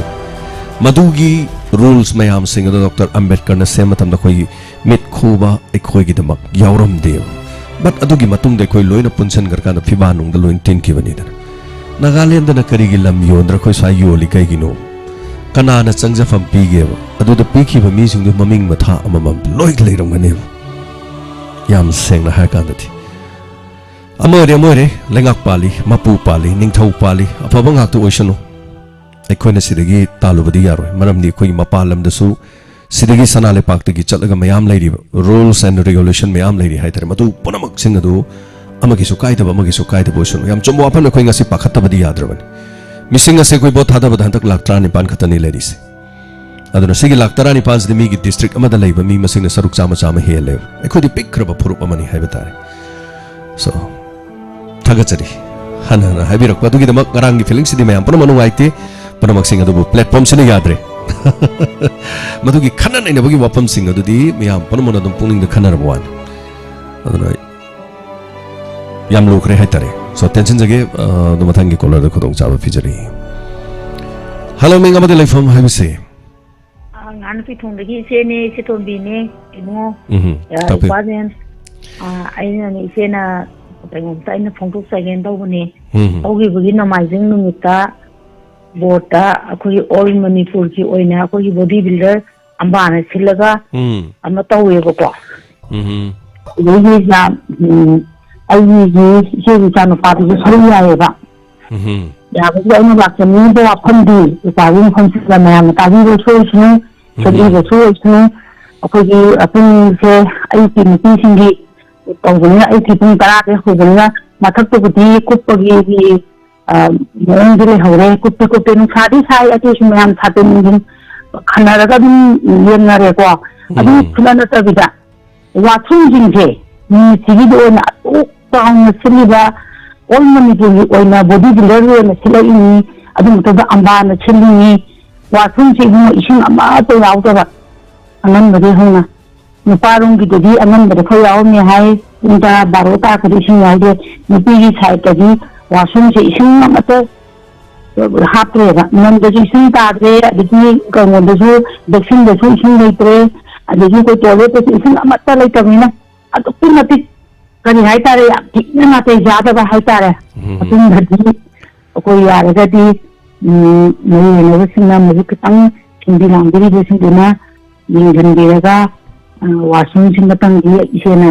ꯄꯥꯝꯖꯕꯗꯤ ꯏꯁꯤꯡꯁꯦ ꯁꯤꯅ ꯈꯤꯇꯪꯗꯤ ꯑꯐꯟꯅꯤꯡꯕ ꯍꯥꯏꯇꯥꯔꯦ ꯏꯆꯦꯅꯀꯣ ꯉꯁꯥꯏꯒꯤ ꯑꯗꯨꯛ ꯐꯖꯅ ꯑꯗꯨꯛ ꯆꯥꯎꯅ ꯃꯤꯗꯤ ꯑꯌꯨꯛ ꯅꯨꯡꯁꯥ ꯁꯥꯔꯤꯉꯩꯗꯒꯤ ꯍꯧꯅ ꯃꯥꯒꯤ ꯂꯝ ꯁꯥꯏꯠꯇꯒꯤ ꯑꯩꯈꯣꯏꯒꯤ ꯑꯣꯜ ꯃꯅꯤꯄꯨꯔꯒꯤ ꯑꯣꯏꯅ ꯇꯧꯔꯛꯄꯅꯤꯅ ꯑꯩꯈꯣꯏꯒꯤ ꯁꯥꯖꯔꯒꯁꯨ ꯃꯥꯒꯤ ꯄꯦꯔꯦꯟꯁꯁꯤꯡꯁꯦ ꯂꯥꯛꯄꯅꯤꯅ ꯐꯝꯐꯝꯐꯥꯎ ꯂꯩꯇꯦꯕ ꯑꯩꯒꯤ ꯏꯆꯥꯁꯨ ꯑꯩꯒꯤ ꯅꯨꯃꯤꯠꯁꯤꯗ ꯑꯩꯒꯤ ꯏꯆꯥꯅꯨꯄꯥ ꯇꯣꯝꯕꯁꯤꯁꯨ ꯁꯔꯨꯛ ꯌꯥꯔꯤꯅꯤ ꯁꯦꯅꯤꯌꯔꯒꯤꯗ ꯃꯥꯗꯤ ꯆꯍꯤ ꯊꯥ ꯑꯅꯤꯈꯛ ꯍꯦꯟꯗꯣꯛꯇꯅ ꯌꯥꯗꯕꯅ ꯃꯥ ꯖꯨꯅꯤꯌꯔ ꯆꯤꯡꯗꯅ ꯊꯥ 2 ꯍꯦꯟꯗꯣꯛꯄꯒꯤꯗꯃꯛꯇ ꯁꯦꯅꯤꯌꯔꯗ ꯆꯤꯡꯉꯤ ꯑꯩ ꯑꯌꯨꯛꯀꯤ ꯄꯨꯡ 10ꯗ ꯆꯠꯄꯗꯣ ꯅꯨꯡꯗꯥꯡꯒꯤ ꯄꯨꯡ 10:30 11 ꯈꯔ ꯍꯦꯜꯂꯒ ꯂꯥꯛꯑꯦꯕ ꯇꯥꯕꯗꯤ ꯇꯥꯍꯧꯗ꯭ꯔꯦ ꯋꯦꯠ 80-5 ꯂꯩꯕꯅꯤ ꯃꯥꯗꯤ ꯑꯉꯥꯡꯅꯤꯅ ꯃꯣꯏ 5 ꯊꯣꯛꯃꯤꯟꯅꯕꯗ 4 ꯑꯃꯗꯤ ꯃꯣꯏ ꯄꯨꯂꯤꯁ ꯗꯤꯄꯥꯔꯠꯃꯦꯟꯇꯒꯤ ꯂꯥꯛꯄꯅꯤꯅ ꯃꯣꯏ 3ꯗꯣ ꯂꯧꯈ꯭ꯔꯦꯕꯀꯣ ꯀꯩꯁꯨ ꯀꯥꯏꯗꯦ ꯑꯗꯨꯗꯤ ꯁꯤꯗꯤ ꯁꯥꯟꯅꯕꯁꯤꯗꯤ ꯀꯩꯅꯣꯅꯤꯀꯣ ꯑꯗꯨꯒ ꯋꯥꯁꯔꯨꯝꯁꯤꯒꯤꯗꯃꯛꯇꯗꯤ ꯈꯨꯅꯨꯡꯉꯥꯏꯇ ꯑꯃ ꯇꯧꯔꯦ ꯑꯗꯨꯅ ꯃꯊꯪꯒꯤ ꯑꯃꯨꯛ ꯁꯤꯜꯂꯛꯄ ꯃꯇꯝꯗꯗꯤ ꯌꯥꯔꯒꯗꯤ ꯏꯁꯤꯡꯁꯦ ꯈꯔ ꯍꯥꯞꯄꯤꯌꯨ ꯍꯥꯏꯒꯦꯅ ꯑꯩꯅ ꯏꯄ꯭ꯋꯥꯒꯤ ꯀꯩꯅꯣꯁꯦ ꯐꯣꯡꯗꯣꯔꯛꯏꯅꯦꯕ ꯃꯌꯥꯝꯁꯤꯅ ꯇꯥꯕꯤꯌꯨ ꯑꯣꯏꯁꯅꯨꯅ ꯁꯤ ꯈꯛꯇꯪ ꯍꯥꯏꯖꯔꯒꯦꯅ ꯇꯧꯖꯔꯛꯏꯅꯦ ꯊꯥꯒꯠꯆꯔꯤ ꯏꯆꯦ ꯑꯩꯒꯤꯁꯨ ꯁꯤꯗꯩꯗ ꯑꯩꯈꯣꯏ ꯃꯌꯥꯝ ꯗꯣꯅꯔꯁ ꯃꯤꯠ ꯄꯥꯡꯊꯣꯛꯄꯒꯤ ꯗꯤꯁꯦꯝꯕꯔꯒꯤ ꯇꯥꯡ 15ꯁꯤ ꯂꯦꯞꯄꯤ 15ꯁꯤ ꯃꯃꯥꯡ ꯆꯍꯤꯗ 16ꯇ ꯇꯧꯕꯅꯤ ꯍꯟꯗꯛꯀꯤ 15ꯗ ꯂꯦꯞꯄꯤ ꯑꯗꯨꯒ 15ꯁꯤ ꯅꯣꯡꯃꯥꯏꯖꯤꯡ ꯅꯨꯃꯤꯠ ꯇꯥꯏ ꯅꯨꯃꯤꯠ ꯑꯁꯤ ꯈ꯭ꯔꯤꯁꯃꯥꯁ ꯍꯧꯕ ꯅꯨꯃꯤꯠꯇꯤ ꯇꯥꯏ ꯑꯗꯨꯕꯨ ꯇꯉꯥꯏꯐꯗꯅ ꯅꯨꯃꯤꯠ ꯑꯁꯤꯗ ꯇꯧꯗ꯭ꯔꯒꯗꯤ ꯑꯩꯈꯣꯏꯗ ꯃꯇꯝꯁꯤ ꯂꯩꯔꯣꯏꯗꯧꯔꯦ ꯑꯗꯨꯒ ꯇꯥꯡ 19ꯗꯅ ꯑꯩꯈꯣꯏꯒꯤ ꯇꯣꯉꯥꯟ ꯇꯣꯉꯥꯟꯕ ꯑꯅꯥꯕ ꯃꯔꯤꯒꯤ ꯄꯩꯁꯥ ꯄꯤꯕ ꯆꯠꯅꯅꯕꯒꯤ ꯅꯨꯃꯤꯠ ꯂꯦꯞꯆꯔꯦ ꯃꯁꯤꯁꯨ ꯅꯣꯡꯃꯥꯏꯖꯤꯡ ꯇꯥꯏ ꯌꯥꯎꯕꯤꯅꯤꯡꯕꯁꯤꯡꯅ ꯃꯐꯝꯗꯨꯗ ꯂꯩꯕꯤꯔꯝꯃꯀꯥꯟꯗ ꯃꯌꯥꯝ ꯌꯥꯎꯕꯤꯌꯨ ꯍꯥꯏꯗꯅ ꯅꯣꯂꯨꯛꯆꯒꯦ ꯑꯗꯨ ꯏꯆꯦꯅ ꯉꯁꯥꯏ ꯍꯥꯏꯕꯤꯕꯗꯣ ꯑꯩꯁꯨ ꯗꯣꯅꯔꯁ ꯃꯤꯠ ꯄꯥꯡꯊꯣꯛꯆꯩꯁꯤ ꯋꯥꯁꯔꯨꯝ ꯁꯦꯝꯗ ꯌꯥꯗꯦꯕ ꯑꯗꯨꯅ ꯅꯍꯥꯟꯗꯩ ꯋꯥꯁꯔꯨꯝꯁꯦ ꯂꯣꯏꯕ ꯉꯥꯏꯕꯅꯤ वाशरूम लोरे सिजनब याबे मोंग लेरे वाशरूम का अनि सेमे अदुगा हारिबा सिगिदमक हाइतारे चुम्बनी मनाक्तुदा वाटर टैंक अमा लेरकांदा याम पुनमक्ता मदु सिजनब यानबगी इसिंग माइसिंग याम फजना मदुगिदमक हाइजबा तारे मैडम खुराइजम मेमी आई पखुम पिजरे तांग 19 पुलप चननबगी लेरी अदुना पुनमक्से अदु मागिदि मफमदो को पुलप चंगबदी यारो हॉस्पिटल निना हॉस्पिटल गी मपांदा वही इमुंग मनुंग कौथोगा कुंबा इखोय दमाइ तौननबा सेम साजरी अदुगा तांग 19 सिना नोमाइजिंग अदुदा चटपा तांग मथंगी नोमाइजिंग कुनगा मंगादना डोनर स्मिथ अहुमलक सुबा ओइना डायमंड टीवी लेजरीबा असिगी हेक मायोंगनबदा अखोयगी लम अमा लेजरी लमसे अखोयगी कका बिरेन इदोमचा सरोजिनी अखोयगी लमनी मफम सेना हाइने जरगा खरा अदुम सेंगदोकपा हौरे खरा नक्सलकाना खरा गमुक सेंगदोकाना स्टेज नुंसारकाना डोनर्स मयाम तेंगमाम बिबा मयाम थाथागी लुपा चामा खाइनबा मयाम कोई लेबिरिबा लेंगदना मयाम दमा ओनागी लेरिबा सिंग असे मखोयगी अखन्नबा थोरम ममा मस्ते पांथोक मिनबदुनि इसा इसागी थबक थोरम सिंगनि खलकाना हंदक्ति थोरम मस्ते मपुंग फार हेक हौवदगी लोइ फाव यावबिबा तंगाइ फदना लाक्तबना लाक्त्रगसु यावबिरिबा सिंग अदुदि हंदक्ति चेनबा याररोय अदु हेक चंगपग गेट सोलो चलगा गेट पुदि पांद्रि ममांग पांथोकाना अखोय इथंद लेहोबदो अदुदि यमना कनो तौदेबा अदुना हंदक्ति फारगा तौजगदबने थबक theorem Singh यावबिगदबा Singh अदुना so thank you so much the donors ki team sing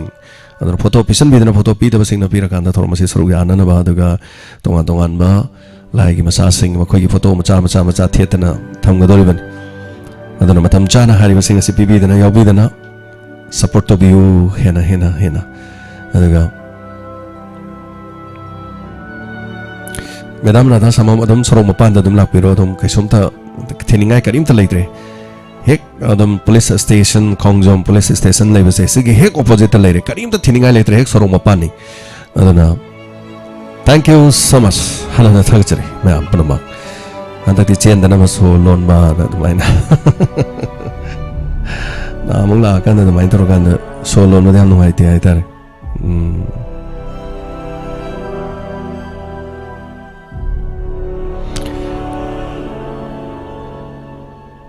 Thank you. Panamak thagachari Mathangi color corona ngajari.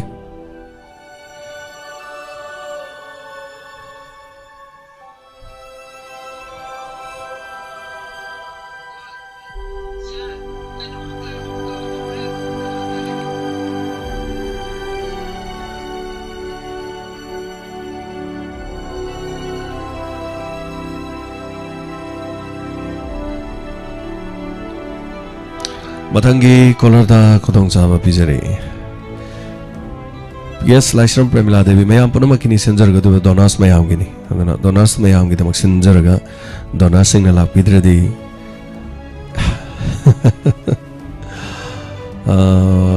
Thaga chari daina lam aseng ban numit. Hai do u kaching me ko kari hai no. Lam aseng bada khangdre kai hai no. Laishram Premila Devi, yes, the Kosu Laksagi, Lapiu family Puna Lapia, Banumit Amani, Adana, Mayam Toromasida, Lapiu, Donaski, Sinjariva Toromasigi the Mark. Hello. Hello. Taram Nokchari. Oh, I Sagomban Manoleki, Mango Bini.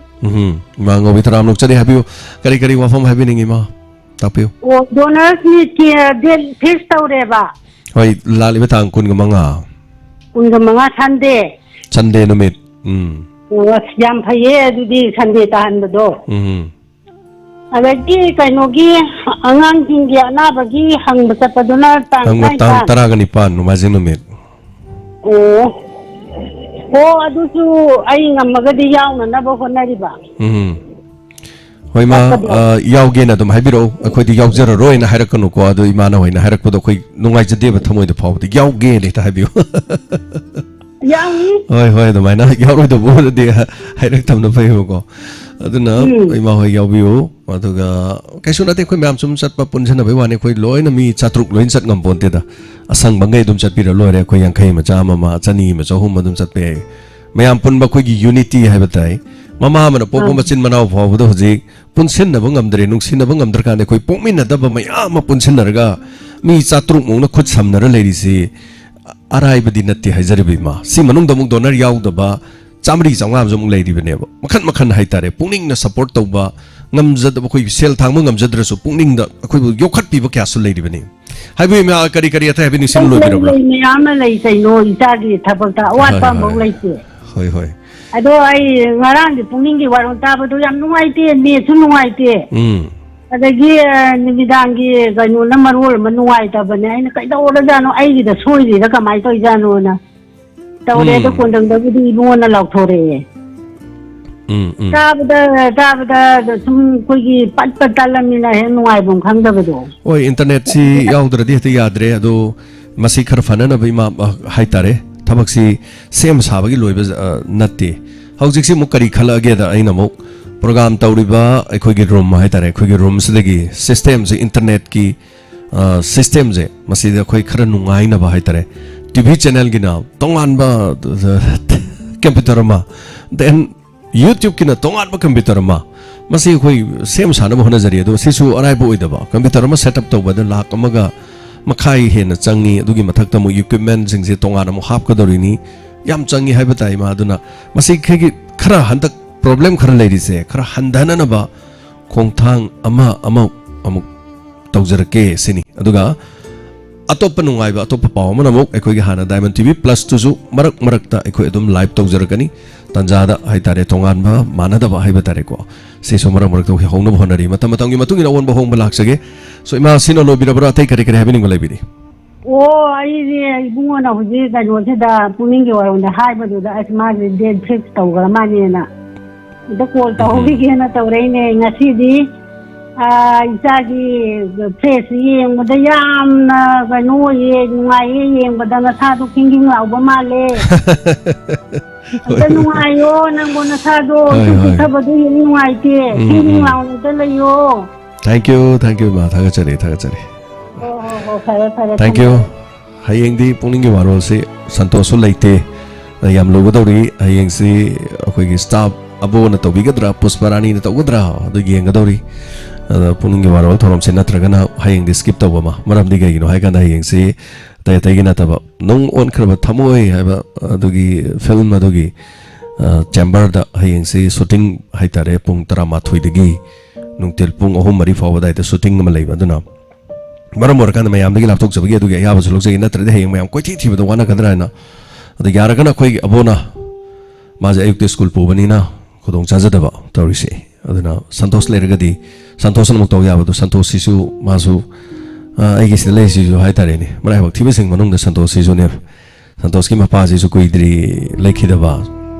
adar mai mapa su kidney failure gani leitri se santosh ki sisu ba nungai te aina punba sing je aduna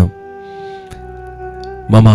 imadu magi apopu imadu mung na ba adu na ba ni Guwahati da puru chat khibani na han flight ticket ka chat khibani aduna yang wanu hona jai koi santosh aduna yaurabra kamai tawre khole na tawbani adu aina samaina thabak chathok pokotok tawba sida mahutto mani action bi bane ba adu Pukning Warol ga sidi phamaga pungtok do tawba ya ba thorama oidabani na yam loi ba sidi social issue sing adagi mayam belhan na ba khona ba hairakpa tawba se khoine am haire habagi na te bat adu ba khona tawjadi si thabak amma tawrok na bhona ba thabak tu yarani khalkan khoi su oja guru myam khalkan hona jareim ni chahi kya sang honaring adara inaw santosh kui jadri bani yaw ba su duga mathau jam chin ba oja su oi ba dagi film gi su myam khangena ihul film da web series da tum yawri dunia dugi team dugi member ma su ni adamai thabak syam yami adana hayeng gi skip to ba yai so nung on kharba thamoi myam na nungsi bidana hai tare khara khara khona film lila drama ju pamjabani na ba khangde film ni lila ni aduni ha di boko aduna nahan ju isa nungai te bi mana bi do ai ji isa je linglap tor chatle nungai te bai je dai da ai yor kan de ke do ge ka khalage sai ga mani sa ure de gi di sum mayam thengnare imai ben sing mayam adi pham ka na phado khra bai wani da aduna sida ni khoi je da ozai bai muga iga hainei ba skamai to no khangde yum da gi di am nungai ta na lak pani do lila sakhraga lila thouraga tawbadadi khara wara su wana kondang nadi awa basi fagren and artist inge punchi janga pani khalura di boko yam no sizani da ado akhone chatli duna paisa mayam phangdana tawbana te mayam na ekhoi la I ekhoi kumai yengbi habi nungai bado adu khakta gi wani aduga ningtham festival tang kun de hodore khwaidigi lubada ino jik tang kun manga na haigri bo wafum se masi on top on sin to ya ba flip amaro torpa ya bagi khudong sabam su karim kan lei masi kari no hai kan da ekhoi draw to ga dore banga si no ni sida ai hoje lai khurami je tang kun manga si masi dei da sangai gi lila tabi da ba si nei khurami se adu natraga di matam je lai tre loisal ka dore natraga na sakhalaga thorom se tang traim pa da to thoki bam masi awon ba hong ba sai marak ta so idan mayam da khangan jara ge aduga Diben Maitai paisa kap yadre function studio gi kitang kapsa ge to bane ta pire 9862030608 adai da Diamond TV ne khanbiyo adu kapa su idan yaga ni Diben Maitai adu James Haigrojam de khanbiro no adu gi account de hack tawkre aduna lupa lakh 10 mu ki chang da mangkre aduna promak mangje kisono tawje kisono 10 lakhs amaram da kai sunate amaram da yame aduna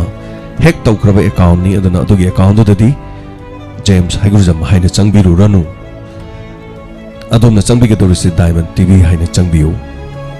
number na 9862030608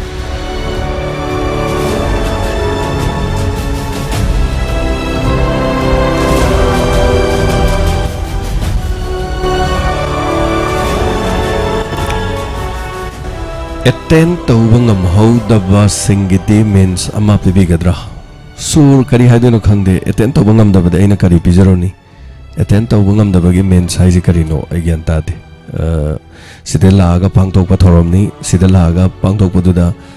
yawba yabagi khodong sabadu dum loina leije adu sidela yawdradi karmaina tawroni madumadi kitang farak ta daw male adu kari harino aina khangjadabi uramuse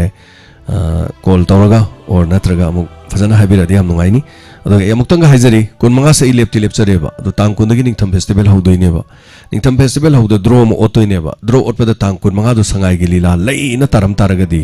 maduma igi oina laibak thidoine ba ado gadi marak to hongdong jandi lakpa yai yamna yangna ai mayamna khangan jarake ngasi hayang se soidna khangani draw tawrani draw torku matam do sangai gi tang kaya da tani habado festival gi ningtham festival ni sidi competition natte aduna competition natrakaso haribasida sumyamna anawba lila am phongodorini imung manunggi nungsiraba lila ama matuda sumyam miyeng tabiyo haibo pham sisu haijage hello minga mate life am habisi hello sir kurumjadi ai kalting pakire kai manari parindagi em daina devi taram lok chali sir hudi sana hadi ki ba akogi donor miki program function adu tang kunga manga si Christmas ni adudi high fat lepchari boko daidуда adu ai lila si tasalaktragadi kunanga tasalagadi thedok thejen kitang mamang chakhalak par kaino madum yengjage habiu aduda aina hajabadu sar akogi lamai sengadaba leiragadi akoi isininaw na laktaramba agi naw bemola ise manen akoi makhaisu tasi haiduna haina jaba sar aduna adu sarna khara mangjongna haibida aga akoi laksage na tawba aduga amana sar aisi ngarang nahan akoi sarna blind school da tatirubadu adugi video du ubadagi aisi aina nungamba sida sar phone si whatsapp phangdraba aduga sunday numiki numidang da akoi sar online na tawiba isai sakna si haba program du da aina isai abata saktaning ba sar ai phone phawagi sinasade haibagi sinasade 1986 da sar aisi impalgi tagengi blind school dependent school da ai function amaka yaujake ba sa matam da blind oiraba icha sing inau sing aduna sai amaka sakkiba akogi isai hoba program to amta haijake ko sa ating siba soinai raba singi numit haiduna ngasi sibu palon tawiriba nakhoi mayambu khurumjai chatpangangba ubangamdraba singna haiduna sai hoba makogi sai du aduki mating siba adu hojik karigumba matamdugi sa sing inau sing aduna akogi diamond tv plus si tabi ba tholagadi isai si program ani khakti sadai phajaba ani saksaning ba angang sing aduda akoi haijaraga program ahum suba program sidi sadai ta chena kuiramina kauja thareba matamduda aisi plan school da chei ani khak saksagi cha akogi kaksingi lekidaba agi ojai bo chawna lengbi bai chei law kanano lamang naraba nangbu tawai chei amana chei ode aduga closing function dana maitai poire lamnu si tawai chei amaka saksakiba matamdugi angang sinduna sakiba chei adu niksing baga sagi video thagalakpaga ubada sarasi angang singa si nungsibana ai karigumba paisa paiba ina khundo oiramagadi sarai ngamjaba mateng toida baki tawjagadabani adubu daita laira oibani na ai adumodi ngamjadre aduga ai donor group ta yaujari basisu ai laita laira mayam asida ai ngasidi suba ngamli khanduna ai ngamjaba kitang dasu tawjage ko khanduna yaujabani sa aduga amana karigumba diamond gi lamai sengadaba leirabadi kaksinda gi yaujari ba donor akoi ready da leijari sa aduna akoi soida maki laksage haiba wafam ti thamjaning ba aduga ama sa kitang gudi sange amatang haijage akoi di lairik lai cho haitabani na akoi gi caller sing maroina aigi atai bu haiti haibagi na sede ko sa isa san haiba mane 6 year haiba mane atai su mayama mabudi yaw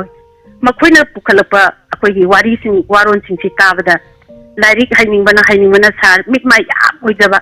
kargi inspector tayai taraga budi lok sing mayama mathoi imungda duki matik shanti oheli sar maramaduna isa singna pukhalapa waron sing batam punamakta ai thawai yauna tajari aduga isi sunita haida ama yawudu sa magi segi bungo ya sina si sunita ni haibudu ek tabuga thamoi sida tinglauba nungsiba sina adagi ibungo imani ka haidana hal oirga sing ima sinda ka hairak pasi sa da khodi kayam nungsi karigino khangdaba aidi hal oirba nipa oiro nupi oiro kari su piwa ngamdaba su yam nungsi jay aduga isa singna phata phajaba wafam pukhalak pasi su tabada aduki matik nungai jay Oler kuding mak aidi ngau kai leta na matam puna makta atum thaga se aduga isai khan bagi sakna sia bagi program si madi sar ai na no madi chau da ta de ramar ko mun net pap ne sam pang de thang da ba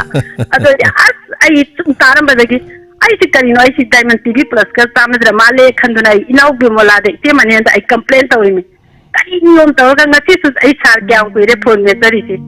adu tina sin da phange ai gi wa si khara sangre sar waro gi punama puthaga sari thaga sari yamandana kari khomdano khangdre do tar sengbagi harakpodo na musu sengbirame do khan naksala kan koi kitang di sit nan na kitang matai je ka sengdo ko do lai yamna lapoduna lapo oigraso som anak padaga lakpi bido yam nungai isagi ni khala kan da lakpi bido nan so madam khoi Madam Bimla khoi puna lakpi yam nungai jai aina ngasai so dum haijagraba duni pokmina pha phawba nungsinabagi walaklaba mama matana popo macha masen phawba amaga amaga nungsinabagi chang walaklaba matamda Diamond TV bu nungsibi amadi tabiba hauziki matamda aikhoi khakta nate platform mayam lay masing langamdana lay YouTuber mayam lay dagi TV channel radio channel mayam lay re pikthana makhoi bu nungsibi de aikhoi na khwaide hena nungsibi aikhoi gi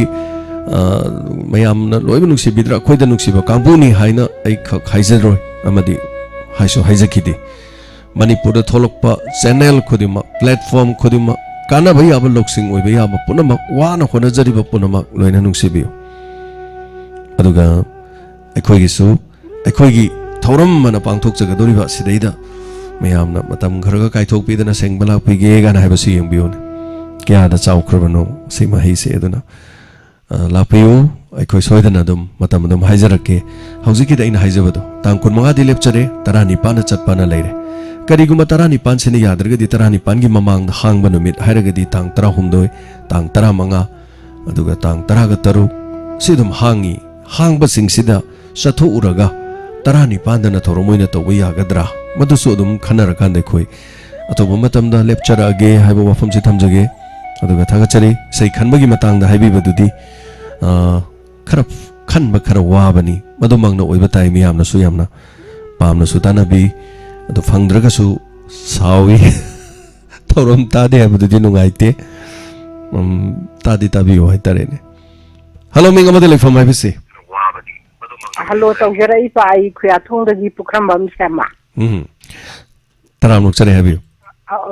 kanoni ka khogi hujipudi haibire ko 25 se mase 60 oidiri haiba hoi aduga ne bunga ningtho kongi khogi kesi boinau gi ne masibu matam lepabra natraga haibadi donation gi matam singche ma gi se tang tara ni pan da khoi pulap chana ban honari ma du phawbudi loina thong hangaga leiri punama acha oh adu sine akhoi ju kita hapsege tawba adaida angang jing dai khoi na nga thai khoi na di thaba haitam ni na ko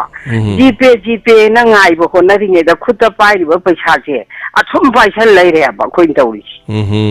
adaida ne nga thai gi Lakshmi Bazaar akhoi na hajening ba mo na nga thai gi Lakshmi Bazaar ga ada ani chi marakse sidai da kari no counter ang katang hangdo firagadi asa ima ben sing june yam kanu tawra kania ba moina yam no sijaba haitare aina ta darak pada ko ado ju kitang thamba yaroi drai bunga kogi donation book kanu tawhom sia hoi ima koina soma haita da na tawjari adu radi han bising jina ate da hairu da su ko mana ngambado khutam pairaga kok pirei to ada na khoi gi gp kapna ba haisida dia ba akoi ju haitre haiba sada ima ada na hanu amadi akoi gi sangai tawringa gi sumang lila do madu akoi gi changaga ibungo james unarurasi aduga pichita haina tawna baju changba yai ga ya de ga adagi vip changpham ni noi changni je kadai da noi tawdra ne akoi je kai ngo ma oina khalan bai wani che adai saudna khoi je thore abako mi me ama changba yabani moi kanana karigi thingi none ase police nei do ngai bo sing du na ne ade awang rom da amuk chali sidi vip changpham ni noi changpham na te ma haira adagi makharom da na karom da koi thoga amuk chali bai dana adu tawre uchin na chin change adai gate yorak pasida amuk chang ya ya de nu to khole asyam noi che dan mi to khoi kapi adu nei bunga aduga khoi kano tang tara ni pan adwai ga chana batar ga su ko akhoi am tang di try tawjara ke tawbani hoi ma kasi tang taruk ni tare ni pan mapan tara adum gap khara leiri swai matang sidai mayam da information je dum pijarake aduga ima hoi khoya thongi jaga da ai da paisa ka pai habadi soi leiram gani na khalli ma ko leibuti leiram gani akhoi na thijarudra ba khun ne pining da ne ha tawru ba ibo uraga ko ima ka so kai da na bau thamme aduna asina asigi ga kaina chena am da iraga thammi poni nei bungo aduga manung da paisa hapaga ibo james na mai pajarani ka kai tawduna raga do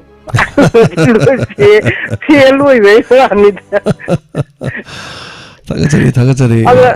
Kara pagalega ta badane yam nungaye ngo naw boy naw giche. Hoi kara fagale, kara famdana khotana chai sing chaba ma gyan de mung mangi aduna gyan mang madu daga faradi na wangang mada maron khatang kitang seng da bado dugi wani askang de da punchi ji khalura diba sini aduna laiminara maga donga turo samai ga leithokini guys ada isai thanda ba thajarak tabam yaure hujik as wali da hoji baudi chahi tara kunum di kasu to hoiro da doi matung da tawrasu chahi tara kun baudi dum bera tawdana dum leghini da gain khalle ba adu domga turos mai ga taw lei saluk tu wakhan je as hayeng hachit men man tar ngasi ji bu kok chi irom lomi hore ne phaireng tureng sing gilu jala gan khanjalak ba ga su yok sale ba adi tom turos se gi na phai ai gi wani ko wa ngam da na ga taw lai khut thek tan lai ra di ko as am no ngai roi adana mi oi ba se tam ngam de khoi ni hingi je puno mak se daw de hingi ne ai ba tare ba am puno mak se tam ngam de aduna ababa karma Apa cinja, apa wakal, apa kongtang, yam canggih hari. Taga cari ma. Ima koi pesa do pirok tersuya ida. Ima koi na do yam na peningi ima koi na nung si biri do. Pesa pi bedagi hele. Ima koi ki support do giwani do. Aduh ma pok sigi di ima koi me am ting na zadana halaman cilinau. Song ima na ba ay ikatha ba itak tong ba yam ting na bidana.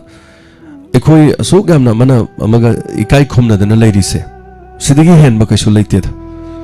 paisa do dum nong malak pa kan dum lakchani aduga mayamna pibiri ba ekoi gi mafam khoi gi fida haibatare ekoi gi fida pibiri do madu da gi hen ba leite hello ning amadi leifam haibise sorry bielang ba mamon kampu dai sa tapiyo kainom ta haja geta ni sa hojik se anaba ani ahungi donation ki ka budi tawbi ri ko sa adu ai maruena sumang lagbi artist ama smaina tawra dai se khu nuai ta ba tawai ba aduga kano daga di khabar da kai da dagi speech bi da di art and culture sina manipur gi image oi ne di dum habi ko smaina awa tara pa matam da di art and culture gi oiba post da di thoina donation je lak tam ta sa ba adu sim su le raga akhu china ai gi oina ni ko sar hoi da kitang ko wa fa tham ni ta habdi hojik se diamond tv gi through de sa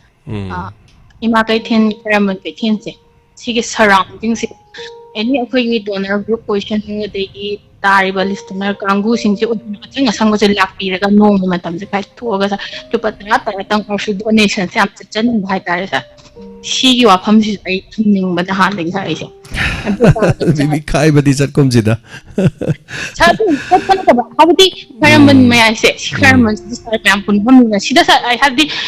ai jo na ai ro che na habdi khwai di mamang ya ni amane ba hojik hospital gi lei se habdi la mi ngom tam na music out na ning bio ba shmang la tang kha ma maying ka tong to ba music na tang kha ko por ne go li la ti adum ba aska pang artist amana smana pai ka habdi mating pang ma am tu le rong ne ba sai gi ma gi ro ngam da ba chome hoi bicha adu maina budi nungsi bi basu yaurong gani adu bicha samaina ma lei khoi gi yamna phaba sanaroi ama ma pancha toreba adu ma si sanaroi si paisa lei jedreba adu akhoina naha khara khaido gane lambi da sorok to gari chat pada thalur kan as chawkhatti karai moi sai hongnabi lambi da thallaga du tawi kholi mayam je ta ngang bi ba kitang niru radine niru radi to yam tangai phadan hoi chana bi do pining basu leiram gane ba mayam marak tu da ama ni na ga da maina ngangak pai khonjen ga taradine as thori an sining dong ma le aduna ai bi ai gine khan badi lei samaina lei ba pining ba pibiro pining da bana pidrabasu pungning na sogat piro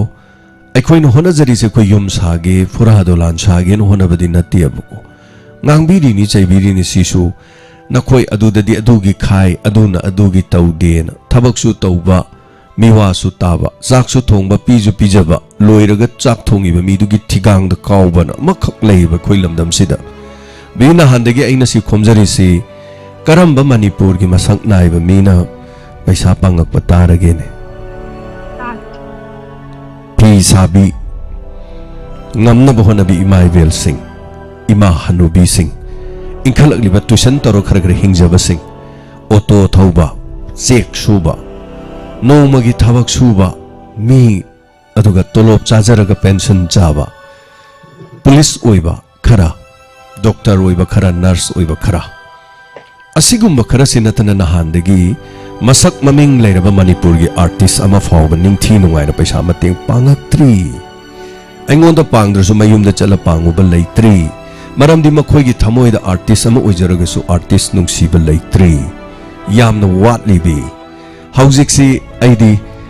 boindaw gi mu khalling eda mu ngarang dagi mu lek thaba horani kanagi mu horage da huji mayam amuk lakadawreba adu aidi ama loidringai da ama tawbuse ai pamjadriba maramdi kaino hagada mayam je igi pesa khaibam natteba lupa chamagi ngari leibada yam kuina thaiba lamdamneba अखोई लुपा चामन इमुंग पूरग चारिब मयाम लेरिब आइगी पैसा खाइरिब सिंगसि बिबि मुन्नमबो खोइ खन ल येंगसेब अदुना आई इमा event सिंग दे pressure दु pinning दबै तौबनि सो pinning मन पिरक्सनु pinning दबना पिद्रे support तौबिसनु न खल्ले हुजि करि याम नुंगाइ तब पावम लेरगे दा पीस मेकर गी सै सकपा आइगी फंबम जिगा मानबा जितेन नाउरिम कैंसर नारेमो खाइदे लुरिदी बोइनाव केसी बोइनाव गी लीला याव केसी बोइनाव की खाइरिंग ऐजिदमु जितेन नाउरेम दो कैंसर नारे नंगरांग दगी पाव मुग लाए सिमु यंबिउ को अदुना जितेन नाउरेम गी सुंगरांग दे पैसा खाइबजे हौगरेब आइगी ओइना दि कैंपेन तौद्रिको मरमदि बोइनाव गी लोइद्रिबनिना अदुना याम लुगरे अखोइजे सुम उबदा मीना बॉक्स चैरिटी गी बॉक्स तो इन उराने जेम्स हाइग्रुजम जे खर लेरदी चैरिटी थाबा बॉक्स तो अदुगी चेरंगदु चेबाव कनोदु इन उराने नै पाखतपम यावरे अदुना होजिक्सी मयामना खंबिरेको सुंके केदा निंगथि जबि तौबा इसै सुर पानबा इसैदु सेमिबा अदुगा तोंगा तोंगा मणिपुर गी मसक ममिंग नायरबा इसै कया पुथोखरबा अदगी मंडले मथेल अदुगी दग बेस्ट म्यूजिक डायरेक्टर फंग जितेन कुमार कैंसर नारे होजिम सो मसिनी द बिबि हुजिक लेरिबो वाफमसे अदुना अमगी लोइद्रिंगे दमा मो अमगी लोइद्रिंगे दमा मो याम तुना फरक पोइसनु अदुगा अखोइ चंगसिमिनसे अदुना खरदि दम ngainaraga haitare ni ko ai bibi gi marak am thasare bibi gi loisalakpada kari haning balai ai amu haijarake aduga hojik leiribo wafam di masini jiten kumar naurem aduga maga iga se sumhang lila dadi amarom dadi ko ibani se giri giri giri takhaina ba isai sakpane ibani se mamang sahi gi aina mu mana lawi hadak sahi na mana mu lawi ai karim law deba mu so ibani ji sahi ji mana mukta aina mukta de angang amana mukta tawni aduna giri giri giri giri giri ibani sin hawai de gi sai competition je pacemaker nei sai mu lawi sangai gi james nang lawi na sai tor giri giri giri giri ada ngang to pai sai sakwa sing su lei makhoi so dum lawi makhoi na mu law ibani mukta yauda ada ibani na mu law angang gi na mu yauda so ai giri giri giri giri tanaba yamna sun nung sinana leiba aduni adubu cancer nasale lung cancer mazu corona narui aigi matungda ma mu corona na bane adun corona gi effect tu dagi huzena cancer ta khre so tension jaraga anda bi makha kare habini makari si thol leire habio sir to do ko le jadre huziki do aina kitang aigi oiba kano do concept to thamja bane sir yang se bi ko mathang mathang yemina si ai ko na ne adum aina hek toru kan du dasu noi to magi di kathiani ma gi de khai ba chali chawa gi de khai ba chatte toru ka doin yam lo raba aduna ne masi yam lui ba ko so na ba yoro kan da hai jini mayam yu film kumam ba mi film na ba mi da film yaw ba mi sing pang ba dum yaw ko dum isai gi de su suren gi mayam yaw ba kesi bo na so artist ne ba atu artist sing yam thoina dum mateng pang tab so dum yaw ba to pang aktre na khona sauru ga dra ne kaim saunu ngai leite da gi de phaw phaw ba mi ham le ba mateng pang bi rak tab so ham le ba pang thong ma la pang tab so le ba kaim saunu ngai leite kaim za hani ngai leite koba konamne punchiji adar mingo da pesa pangai pangakte na kesu sabda ai gi magundu gi wani ai gi gundu na ne ai na ba kan da ima event singna james haigur jam pharo haidana duk thangmai tharaga ai gi damukta taibang mapu da ai gi punchini biridani ado ai ga tinaba ai ga nangna ba leiba sing hai ba dai punama ai nabadada nang naba farabra kamdawrena hangdaba leiba ai sagai da su leiba ai ga luna tinaba ai ga kwai de nak na leiba mi phone ingon da hangdaba su leiba madu makhoi apamani ai khoina makhoi da madu gi dum ningdon pomudong natti pangak padu fare pangak pa hangak padu pesa pangdar so machin naga hangak padu du apabani mioi bai se hangna dong ne ba da khoi sungai ma sungai ko ta ba mioi ba se di asoi ba machani soi ba so dum lakani punamak se dun yamna loi hai tare so tension jar kana mathangi caller ma hol to le bire hello ming amadi lai phone hai bi se hello phone to gerari bai dili da ki soro da nani sir Tapiu. Didi mai phongdi wafam do sar ai su yam yajani akoina sar na corona naraga leibagi matang da sar akoi Bisempur gi bazar da akoi bofam hamit am hainai ba akoi me am tin patama yang khai tara kun khairaga sar yem si mateng pang jena aduga sar na haibi gi ba matam da ai gi di paisa pang bi da kanu aduga ai gi di insurance yaujena sar madu gi wahai do tar su akoi gi sar na corona naringai matam da kano da hospital da photo kai thagal photo sa da ken ta de kon yam de sa yam so le hanu bi ga mayam ji thara bam ta hangu phol am ta tawi corona na ni da kamai na kol taw do no ne indo ya roi haire ko madai ju da ai bu popi ima ngambi kwayoli ine mangle bi na no ki kol do am ta taw ai james kam ta wari sara ga sijage hai sa ado hoji chumana hai nang pholo o soro da na nang pholo aga nangi di hai na nang puri bedegi ka pangambani na phai akoi myam gi lupa tara da khai biu kai ken de nang am ta pang biu ai sa hoi adu ai na hai gara bane na hando na khoi na paisa khai ro adu ga ai tholak tra su ne a hai ba mi ma da kai ken Bisempur kai ken ka bi ngai na pangjarak pani na hai ga sa na ke si bui nau gi paisa gi pang ba gi hai ra ko do sa sa na adu hai ra ko da yang na kai hai ni mayam nungsi sar bu nungsi badagi ang pang ni tesi bu na nungsi aduga sar hojik su detail gido akoi angam ba du mahaptar ke sar ta tiang ai na haijai do ni paisa happy ba se sar ko di ming dok thok na ban natte ba anaba pesel ama oina sar ai 2009 dagi ai ki ni na ba hojar en ai na mamang dai so hari do aduga 9 da muk tawraga 13 da muk tawraga 21 da mu horakpada di Manipur gi doctor na nama block tawre ye thangba te lokto ji ai badagi sar ai changa khibane ba auji bibi mai gam na hai ba do mai na sar ai gi mota su kai ken ka bi ima sing na sar bu nungsi jabate sar au tang ni Bisempur da sar na ga tapira ba mayam du na tawdo do chojin yo mi mayam du na ka jem se sana lupa de hene maman yang gre sar Tagachari madam gi wafam je ta ba da ko ima imbien mayam ne yam hapninge hoji ai na han jo hai gra bane ko yi ken ka bi amada paisa khairo aduga yam jada bani na sar pataram kun dang khaijabri na ko bazar gi kai ken ka bi ai na hai ra half crore na sar adugi suggestion box jagra bane ba ina sar yam nuai jai sar na na khabi ga nu ko sar ga chu ko ina kanu ujade paisa gi box oina ujade Tagachari tawi ba mayam se hoji su sar donor yaujadra su ai donor ge ina ngamba hapjar kani sar tagachari am nuai jai donor yaudra su ke su kai de donor yaudra su diamond family da yaubi do awana gi atai gi hai tai khu loi khangnari si de hana ming khangnara mana te thoram yaura amni na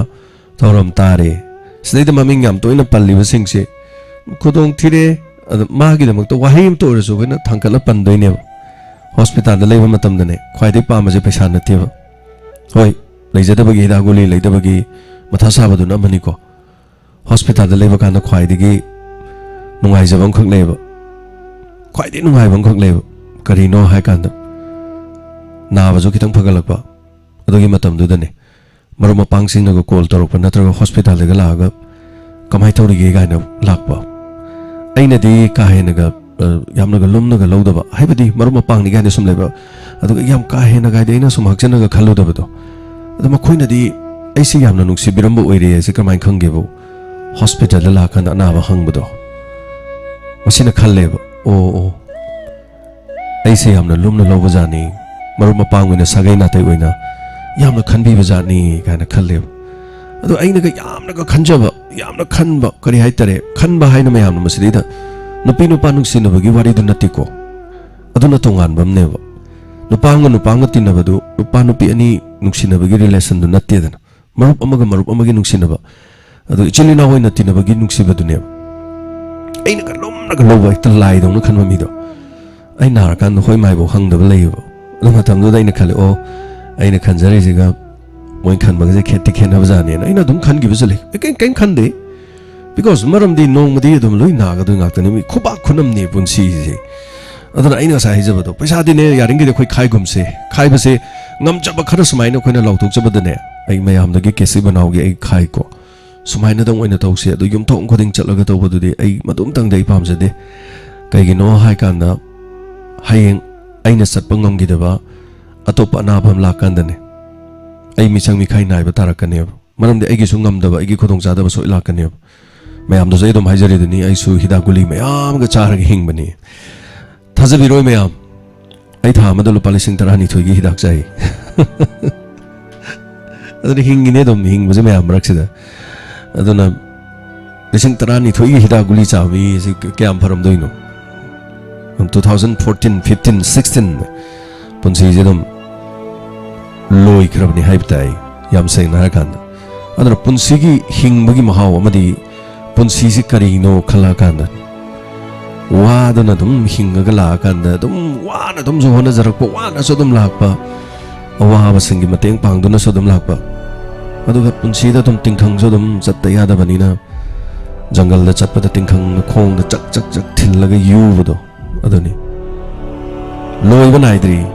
china chai theng di adam phang ga ne ba tai mong mi yo si lo hing da bi ya de da tension ngak tani mai kai khodi makta aduna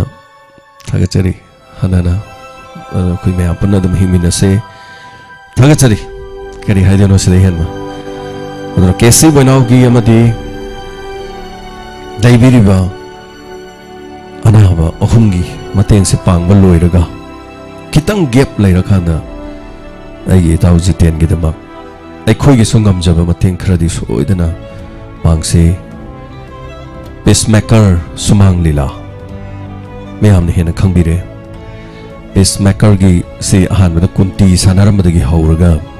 अचौब दाई चम लौरकन मणिपुर की सुमांग लीलादा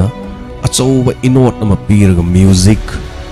तोंगान style सिंग पुथोरकन होनबदा मियाम पुनमकी पुकनिंग सिंगसिन बंगम खिबा music arranger music director as a singer हाइजबताई आइगी मरुप जितेन कुमार नावरिम फगनी मा लंग कैंसर नि कसु तौर खोदों थी बथो पैसा खर चंग वानी अदना लीला यावबनी सुमांग लीला यावबनबु करी तौर दन युम मथोन सांगम दौ सुनती अदना अवाब तारक पददी आर्टिस्ट मसेन सु तौजसुनु एखोले पाक मियाम सु लेरिंग गमजब खर दु मतेंग पांग लोरे हाइजरिबा अदना गमबा मागे अनाबद सु यामने यांगना फरक पोसनु अदुगा पुनमक थगचरी मथंगी कोलम लखजगे मतमदी लोसिलकदोर ए पैसा पेबिरुक बखरगा लौथोकसगे लास्ट कॉल ओइजगे सिना हेलो मिंग अबदे लेफोन माइबिसे हेलो हेलो हाइबोम बोकीदगी बिमसा तापियुचे करी हबेनिंग असिगे लास्ट कॉल नि चेना फोमजे मखा करी हबेनिंग आइने सुम आइने सुम ngसाइदगी हिपगा सुम ताजबसि ताबजिदा नसेना थाइना अखोइना क्लास 6 7 तमनिङै मतमदा कोइ लन्दमजिदा राजीव गांधी लाकादोरे न कोइ वाना ngaira राजीव गांधी याम त उनाजिगे न कोइ ngaijaraga दुबाइ उनाजरेबा अदुमाइना इपाजिमसे हे लाकपदने इपाजिमसिदादि अमुत उनाजगे हाइबसिना लमदमसिगी ख्वाइदगी मरुवैबा वाफम ओइना सुम आइना सत्पसे बसे याम थागसरी हाइबदि लमदमजिदा लैरिबा संनाइरेबा आर्टिस्ट कया लाकपदा अखोइ उनागेसु खलुदे सत्केसु खलुदे फिल्म येंबदा फजैदा हाइबा वाफम जिनतना थोइदोकपा इसे वाफम कया सुम लैरक्तेबा इपा जेम्स की मगुंज इपा जेम्स ती थागपदसु खरदे एकदम सावबनी अदुनि नचेजी थादी थागलरोइ खनबनी अदुबो इपा जेम्स ना हाइरिबा मनुंग मपात नुंगपालगी वारिदा सुपसललगा aina sum apang bana chena khanjabam matamda khuding si lairiba lamdam si khuding ma artistagi artist oiba mi oisinsidagi su oirasu karigumda akoigi rajniti gi maigaida su yengabasu abusu ipagumna yam wet leibasi aina irei leitabra hina kalmase ipagi magunne maramdi ipadi isagi asinba kaya leirabasu isagi anaba leirabasu lamdam sida leiriba akoigi 프립사 신시부 양 시범 미워 뭐 외락반이나 아코이는 수 lamdamsigi mama leiriba khudingmangnasu ipajemsu wet leina urapane si ai egi thamang urapane aina thabak tarudragabu aina tarudragabu ipajem takoni yengni badu kana ni yengni doino yengni ngoi ipajem ski maguni aduna nasiena arobida haijeba ipajem strino nomagi mogol hengsa henkalapa aduga doinana akoy yamna aphaba magul leba mi matam lebdu oibiu nasi su paulo ipagi manakta sanglok tambala ani kan hauba hautaba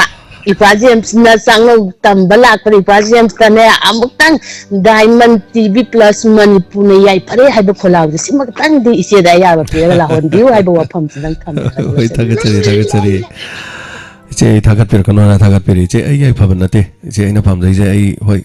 aina tawjari ba thabak se budi mai pak ba pamjai aduga mai pak bai si sina mai pa aga sidagi income yam la aga faja ba yum mathon saraga aina nungai na lebedu nate ai yum sadri hoi ka mari hai tare ko hojik diamond tv ge ka mari ma sare adu maning da ma top thaga dawri hojing asing rang kana sari toilet washroom mani sare aduga mamang da studio ka mari maga sakini aduga mayam leibagi case hai tare kariguma drama namada thenga aba mayam leifam nupagi tongana nupigi tongana the sigum basing aduga lapna leiba halaman sing na lakbada su ngak to uraso pothaba yaba aduga sigum mafam haizaba tare ko sini che aigi taj mahal gum yum aigi leiroi aduga aino honazarba kharase haida sini aduga che aina yamna mai pakpodu nate akoi puna mai pakmina bane ina pamate ai khakta nate aduna ai bu thagat piga non aina haizaba to aduna su 608 to yabani adum adede da besa khapa dum yabani adar koi punna dum sangsin minase james haigrozam khatong mai pakpanate yaubiri ba mayam punamakni aronia koizam topam maton chan kharibam yaisna mangang santi samje chabam sur khoi mayam shakespeare khoi tabiri ba mayam punamakni tabi da basing suni iram da masida leiri ba sing punamakpusi ngasidi culture amakhakla emadudi kanagum ma khodong thirku matamda diamond tv gi donor natrasu atopa donor sing lmg kmtl hingmin nasi group mayam thole hojik untokna nungai jakre aikhoi natrasu aikhoi gumna mateng pangba aikhoi degi hena mateng pangba ngamba thokle eko khalluda nungai ba phawi maramdi hawdok chakibase aikhoi na neba aikhoi na hawdok chakiba wakhalon du ngasidi aikhoi ga pundrabasu aikhoi mayam punamakal loina na sangsin minarakanda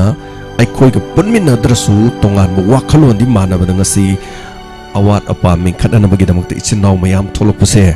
masidagi hena nungai basi leitre aikhoi su saru ya jaribani adomadongi nungai bada lepak asigi nungai ba punamakta khoba yaujari ngarang tholiba thodo wathok sing adu aikhoi su thamoida nungai taba fawi maramdi aikhoi gi mafam masida aikhoi gi mafam jida leirakan aikhoi gi nungai taba thodo wathok sing aikhoi da singnar kuma tamda koina karasu nungai ro border pillar se sangsil lakan myanmar gi lamni haijalak badagi aikhoi gi saw khraba thobal district kuma chaur mafam bu myanmar gi ni hairak kuma tamda aikhoi hojik kana lepa asigi kana na khabar da natraga karamba topic ta kana na wafam pukhalak pa yawbuge icham chamba kharagi damak aikhoi gi like sangama saba yai yadi haibadi haini haijasanu sagani adum soidana sadaw leirabani iram dam masida tawbudo ayaba leiri ningthau pali adum hona jakhini luri bu wafam di aikhoi gi brahma rom dagi hena sangsalga thobal district mu chawba lamdu mi gini haidana google da fawbi yawre google ga myanmar ga mari thoknabra masigumani hena wajai maramdi aikhoi gi lamdam se mina machet loksalaktana kabo beli da pitok ki badigi horanga si fawda aikhoi gi history ji da haitare ningdon pomdono leiribani machin manaw ani pomina mama mapana pomina budu nung ama henjan bagi damoda thang yan thatna ribani thobal district kumul mama sonda pithopa kana koina kari harawni ai lege yamna hena wari badi aduni somdaga tawri badi kari sunnatte adum tawjani adum khara 144 khara chalairega khara tawraga dum khara constitution na piri ba niyom adagi makhada dum lengak pali dum honakini but constitution laina khoi gi iram dam asom da loksilak iba mayam se mayam amta khanbiyo adom amta chatri balam dam ni mapam madu de chatlaga amta ngak thangkatana kabo valley pakra badu yenga border pillar 81 digina loksen khirbalam singa se mapam madu da khundari ba miyam khungi ning thona ningdon pom dona sisu lamdam masibu lengak leitrabra ina soli se masi mayam se oina khanamina se so ai mai pak panati ai gi sanale pak ai gi lamdam ai gi ichilina mayam panama mai pak patani so iche thaga chari hanana tension jage hanana duga mateng pangbirpa ngasigi amani lauthok jage naurem santibla kese banawgi damak lupa chawa pangbirpa duga ngambi amadi ahenbi thawal municipal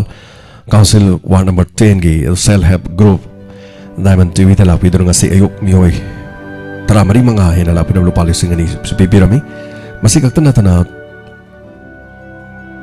Komar tabam sangita lupa chani ke SIS binota lupa chani hizam achaubi thawal nungangong lupa chahum diamond tv gi damak to waikom ibemal thawal nungangong na diamond tv gi lupa sahum hizam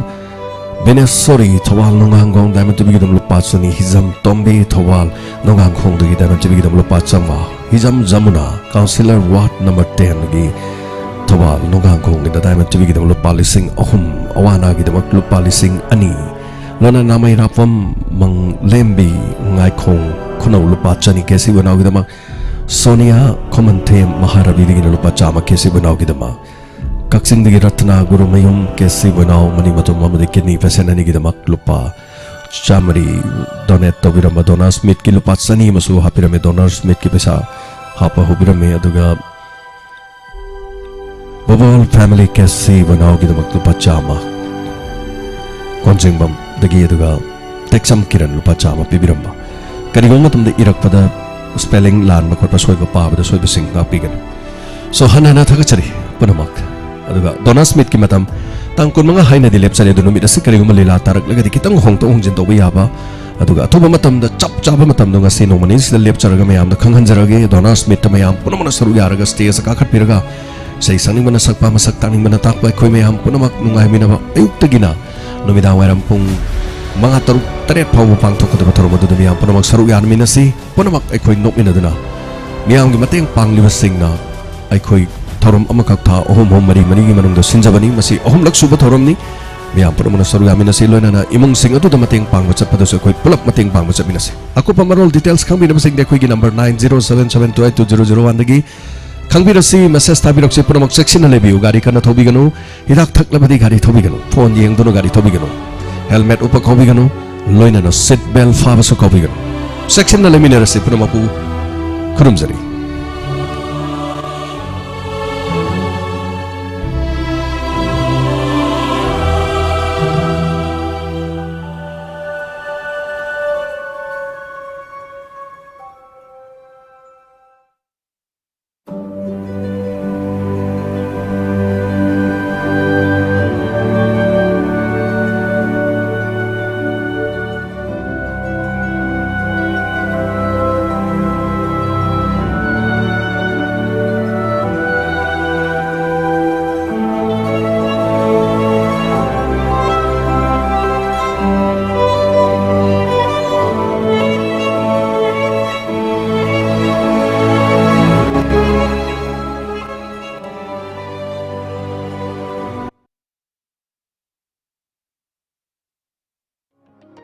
Kabirani Pundre Mayum Zubedabu Thagachari Nungsang Haibadi Pilesna Matam Sangna Naba Chikpa Pomba Manung Changba Yadaba E Tabana Chingba Washroom Toina Changingba Kwang Naba Lingwa Naba Kudima Adu Medam Zubeda Hidak Amutang Thakpada Pumpa Pabangamle Haribalena Sigidamak Chahi Kaya Lying Duna Laklaba Kabirani Pundre Mayum Zubedani Medam Kabirani Pundre Mayum Zubedagi Lying Pamapam Ohum Pizari Ahanbada Bengun Maka Main Road Anisubada Yaripo Kekru Om Subada Kumalampa Ngamdiulong Akupa Marol ki damak call to view 940278327 Amadi 985660168 Kabirani Pundramayum Jubida Gidak Takpada Pakrava Musing H Langamba Uchiwa Sanabam Tonglen Singh Yaripok Yambe Tongram Navadip Singh Tentha Yengkhom Edidas Singh Kaksing Mayai Lekai Maibam Maimu Singh Urup Mayai Lekai Subam Leirenton Leisang Them Haubam Ibemcha Lalambu Mako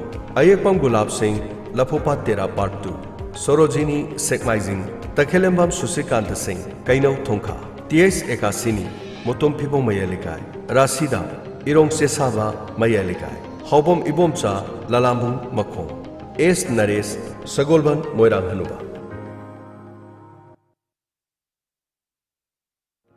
Hangduk Chari Child Foundation Kekman Thoba Style Foundation Kekman Thoba Listigi Session 2023 ki January Thadigi Haujarga Amadi tuition class ki Suhanagumna Kudong Chaba Duma Pizan Nupa Masama Nupi Masaki School Luraba Boarding Amadi Day Boarding ki Kudong Chaba Sulizari Language Lab Asomba Satra Singya Kanaba Class Chayol Yu Oina Thangza Kudingi Weekly Test Pangthuk Jagani Yamna Hongna Transportation ki Kudong Chaba Suleraba Tonga Tonga Bakas Singi CCTV Amadi Recording ki Kudong Chaba Leraba Scholars ki oina class amada legedaba satra masingi akaknaba leijai monthly test khodimakta first holder taraknaba singi tuition fee komthok jagani boarding ki khudong saba se class 1 digi dumak thamjari akhanaba personality singa wari watai sanaduna career motivation amadi interaction program na singba thamjari child foundation khengman thobal gi oina ahan bagi class 1 digi na class 5 phabu gi khudong saba leijari amadi higher class singi tuition gi khudong saba su hanagumna leijari Mafam masih mahi masing tambah kakpenatana. Tongan vocational training kendan shaba, sapon shaba, makal makha kaya gi vocational training gi kudong shaba supijari. Pre-nursery, nursery, KG amadi class 1, 2, 3, 4, 5 ki. Tongan ba teaching method season aduna takpi tambi ba hojari. Ngasi multana biu 9366 53855. Loina na 60091 86635. Amadi ahang ba pham khara su kaujari. Maths ki oja ani, English ki oja ani, amana warden oina pamjai. Science ki oja ani, Manipuri ki oja ani, Hindi ki oja ani, Rhyme ki da BSc oja ani, Computer ki handling ki oja ani. Ayamba diet loiraban hena pamjai. Interview ki matam lakliba November ki tang 15 da pangthok jagani. Mafam asida oja obigadaba singi tonga ba package su thamjari. Interview yauna nabagi damak adomna Child Foundation Khengman Thobalda office hour the link biraktuna adomgi resume pisindiu. Paujen jaba ilangbam yelangbam sagai gi sagai sa sangi mafamda nungairaba paujel amadang pijari madudi ilangbam sagai gi apokpagi sanglen ama sekmaijinda leiba senglaba khubamda matam kharagi mamangdagi sagatcharakpa adu loisilaktuna lakliba December gi tang 6 English sing ani kungani thoi poinu gi 19 ni panba yaifaraba leipakpokpa numit ki ayuk pung 8 makhai taba matamda apokpa sigi sanglen asi hongduna ibudo ibendo lengsinbagi thauram pangthokjaragani hairiba Sanglen Hongba Ibudo Ibendo Lengshin Bagi Thoram Ashida Ilangbam Sagagi Sagaija Singna Matam Chana Lengbiratuna Saruk Yabiranaba Nolokna Paujenjari Hairiba Ningthi Zaraba Sanglen Asi Ikai Khumnajariba Ilangbam Ranananda Hyanglam Therapy Sakta Leibana Katpibani Akupa Marol Gidamak 7005271242 Amuktang Gahana 7005271242 Loinana 7085190830 Amuktang Gahana 7085190830 Lying Zari Konung Mamang Traffic Point Wangkai Road Thangal Temple Adom na karigumba naton mahitaba naton phunba hakthi toina khanba kok tangkhai sikpa naton manam khangdaba natragana namthiba manam namba Khanau naba, tonsillitis, khong tang sikpa, khu'u naba, gout, arthritis, manung sanbada naba, nungsang amadi, fistula, uring amadi mahing, loinana, ringworm, masikaktanatana, nupi anaba sing lying zari. Mafamna HN Homeo Clinic, Konung Mamang Traffic Point, Wangkai Road, Thangal Temple. Lying bagi matam ayuk pung nipan digina nungtil gi pung ahum phawba. Ako pamarol gidamak call tawiu 98561 32688 Amukana 98561 32688 Lengsin Biro Kaksing Opticals and Eye Care Clinic Kaksing Bazaar Naholai Lamba Mafam asida computerized eye testing gi khudong chap bijari Mid Kaktaki Oiba, Dr. Eye Specialist na corneal disease and injuries, cataract, pterygium, dry eye treatment, computer vision syndrome, digital eye strain, eye allergies, Panjari ba mid ki lena makhal khudima lying zari. Yeng bagi matam, leipa popa amadi sagol senumit, nungtel pong ani dagina pong mari phawba. ꯊꯥꯡꯖ ꯅꯨꯃꯤꯠ ꯑꯌꯨꯛ ꯄꯨꯡ 9ꯗꯒꯤꯅ ꯑꯌꯨꯛ ꯄꯨꯡ 12 ꯐꯥꯎꯕ ꯃꯁꯤ ꯈꯛꯇ ꯅꯠꯇꯅ ꯀꯛꯆꯤꯡ ꯑꯣꯞꯇꯤꯀꯦꯜꯁ ꯑꯦꯟड ꯑꯥꯏ ꯀꯦꯌꯔ ꯀ꯭ꯂꯤꯅꯤꯛ ꯑꯁꯤꯗ ꯑꯍꯣꯡꯕ ꯃꯃꯜꯗ ꯃꯈꯜ ꯈꯨꯗꯤꯡꯒꯤ ꯄꯋꯥꯔ ꯐ꯭ꯔꯦꯝ ꯑꯃꯗꯤ ꯄꯋꯥꯔ ꯂꯦꯟꯁ ꯀꯣꯟꯇꯦꯛ ꯂꯦꯟꯁ ꯑꯃꯗꯤ ꯁꯟꯒ꯭ꯂꯥꯁꯁꯨ ꯐꯪꯕꯤꯒꯅꯤ ꯑꯀꯨꯞꯄ ꯃꯔꯣꯜꯒꯤꯗꯃꯛ ꯀꯣꯜ ꯇꯧꯕꯤꯌꯨ 700-561-3496 ꯂꯣꯏꯅꯅ 8731-916499 ngasi maklengsinbiru Kaksing Opticals and Eye Care Clinic Kaksing Bazar Naholai Lampa Pujarakle Mahindra Company amadi Holland Country gi IZ Company ga punna tissue culture tawjaraga puthokpa alu chara asengba alu chara amana alu kg ama henba pothok leiraba alu chara pujarakle sahi tare chupna miyam gi seva tawduna laklaba Machelba Agro Mahindra Tractor Malum Bazar da ngasi mangleng thokpiraklo adongi darkar oiba alu chara lobi horo thabi horo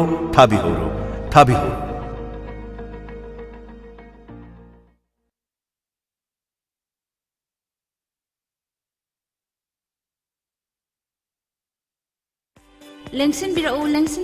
matau layang sang wangjing lamding bazar near Hairok Lamkai Hariba layang sang asida makal khuding maki laina sing layang bagi khudung saba pijari nongmaijin khudingi ayuk pung 9 makhai dagi pung 12 makhai fawada diabetic sugar gi OPD khudung saba thamjari amadi nungti numit khudingi ayuk ki pung 9 makhai dagi 12 fawba nungthil gina pung 2 dagina 3 makhai fawba OPD gi khudung saba thamjari matau layang sang asida pijari ba khudung saba singdi makal khuding maki blood ECG asina chingba thamjari loinana nauna hangdokjariba matau layang sang asida lakliba December gi tang 3 amadi 3 hairiba numit asida free health camp ama pangthokjargani akopa marol gi damak 7005376731 amuktang hanna 7005376731 hairiba number sida contact tawbiyo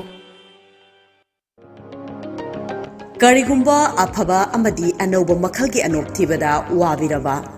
adomna pamjaba makhalgi designed afaba makhalgi anop maithong sanaraba amasung matamga sunaraba style sing Medellin Eye Care da marangkaina leijare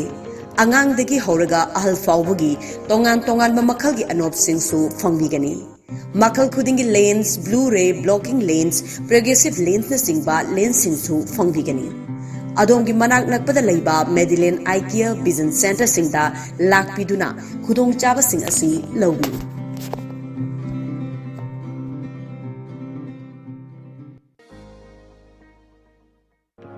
Lanjau Khalup Nidhi Limited near MS Yeripo Gas Hariba Lanjau Khalup asigi Field Assistant Kun Gaujari Nupi Tara Nupa Tara Mahagi Thak 10+2 and above Thagi Tolop Lising Nipangi Mathakta Pijagani Hauji Mak Office Asimaktada Form Thaba Haujari Form Pishin Bagi Aroiba Matamna Lakliba November Gitang Kungamari Fawi Manunda Form Thajin Bibayagani Date of Interview Lakliba November Gitang Kungamari Gi Ayukpung Mapan Makhaidagi Haujagani Kanghan Jariba Lanjau Khalup Nidhi Limited near MS Yeripo Gas Contact number Pizari Hangdokjari Panthau Food Service Lakliba November gi tang kungani pan English singani kungani thoidigi horaga Panthau Food Service na Khongjom Kaksing Palen amasung wabagai ni singba tonga mafam singa sida service pijagadawi Panthau Food app Play Store dagi download tobiraga gari karamba makhal gi acha thak phangdibagi haibadu ngasi magyengi miyam gi dama Panthau Food Service akopa marol gi dama 8119073554 amukahana 8119073554 Panthau Food Service Miyamda nungaraba paujalamatang pijari madudi Pima Healthcare Thawal Mela Ground na sinjaduna lakliba December ki tang 3 nongmaijin numit sigi ayuki pung 10 dagina nongthil gi pung 2 fawba free health camp ama Pima Healthcare Thawal Mela Ground da pangthokjagadori hariba free health camp asida maruoina yenggadaba laina singdi liver cirrhosis jaundice fatty liver cancer hepatitis liver transplantation gallbladder cancer gallbladder stone colorectal cancer general surgery surgery asina chingbani haidiba free health camp asida yengbigadaba Dr. Longjam Chittaranjan Singh, liver transplant surgeon MBBS, general surgery Janims, fellowship in hepatobiliary and liver transplant Institute of Liver Transplant and Regenerative Medicine, Medenta, Delhi. Maramasina liver gamari lainaba anabasingna Bima Healthcare Thabal Melaground lengbiratuna free health camp asigi khudong sabasi lawbiyo. Akupa marol gidamak 9366293679 amuktangahana 9366293679 natragana 8352057617 amuktangahana 8352057617 hariba contact number sida pau phawbiyo.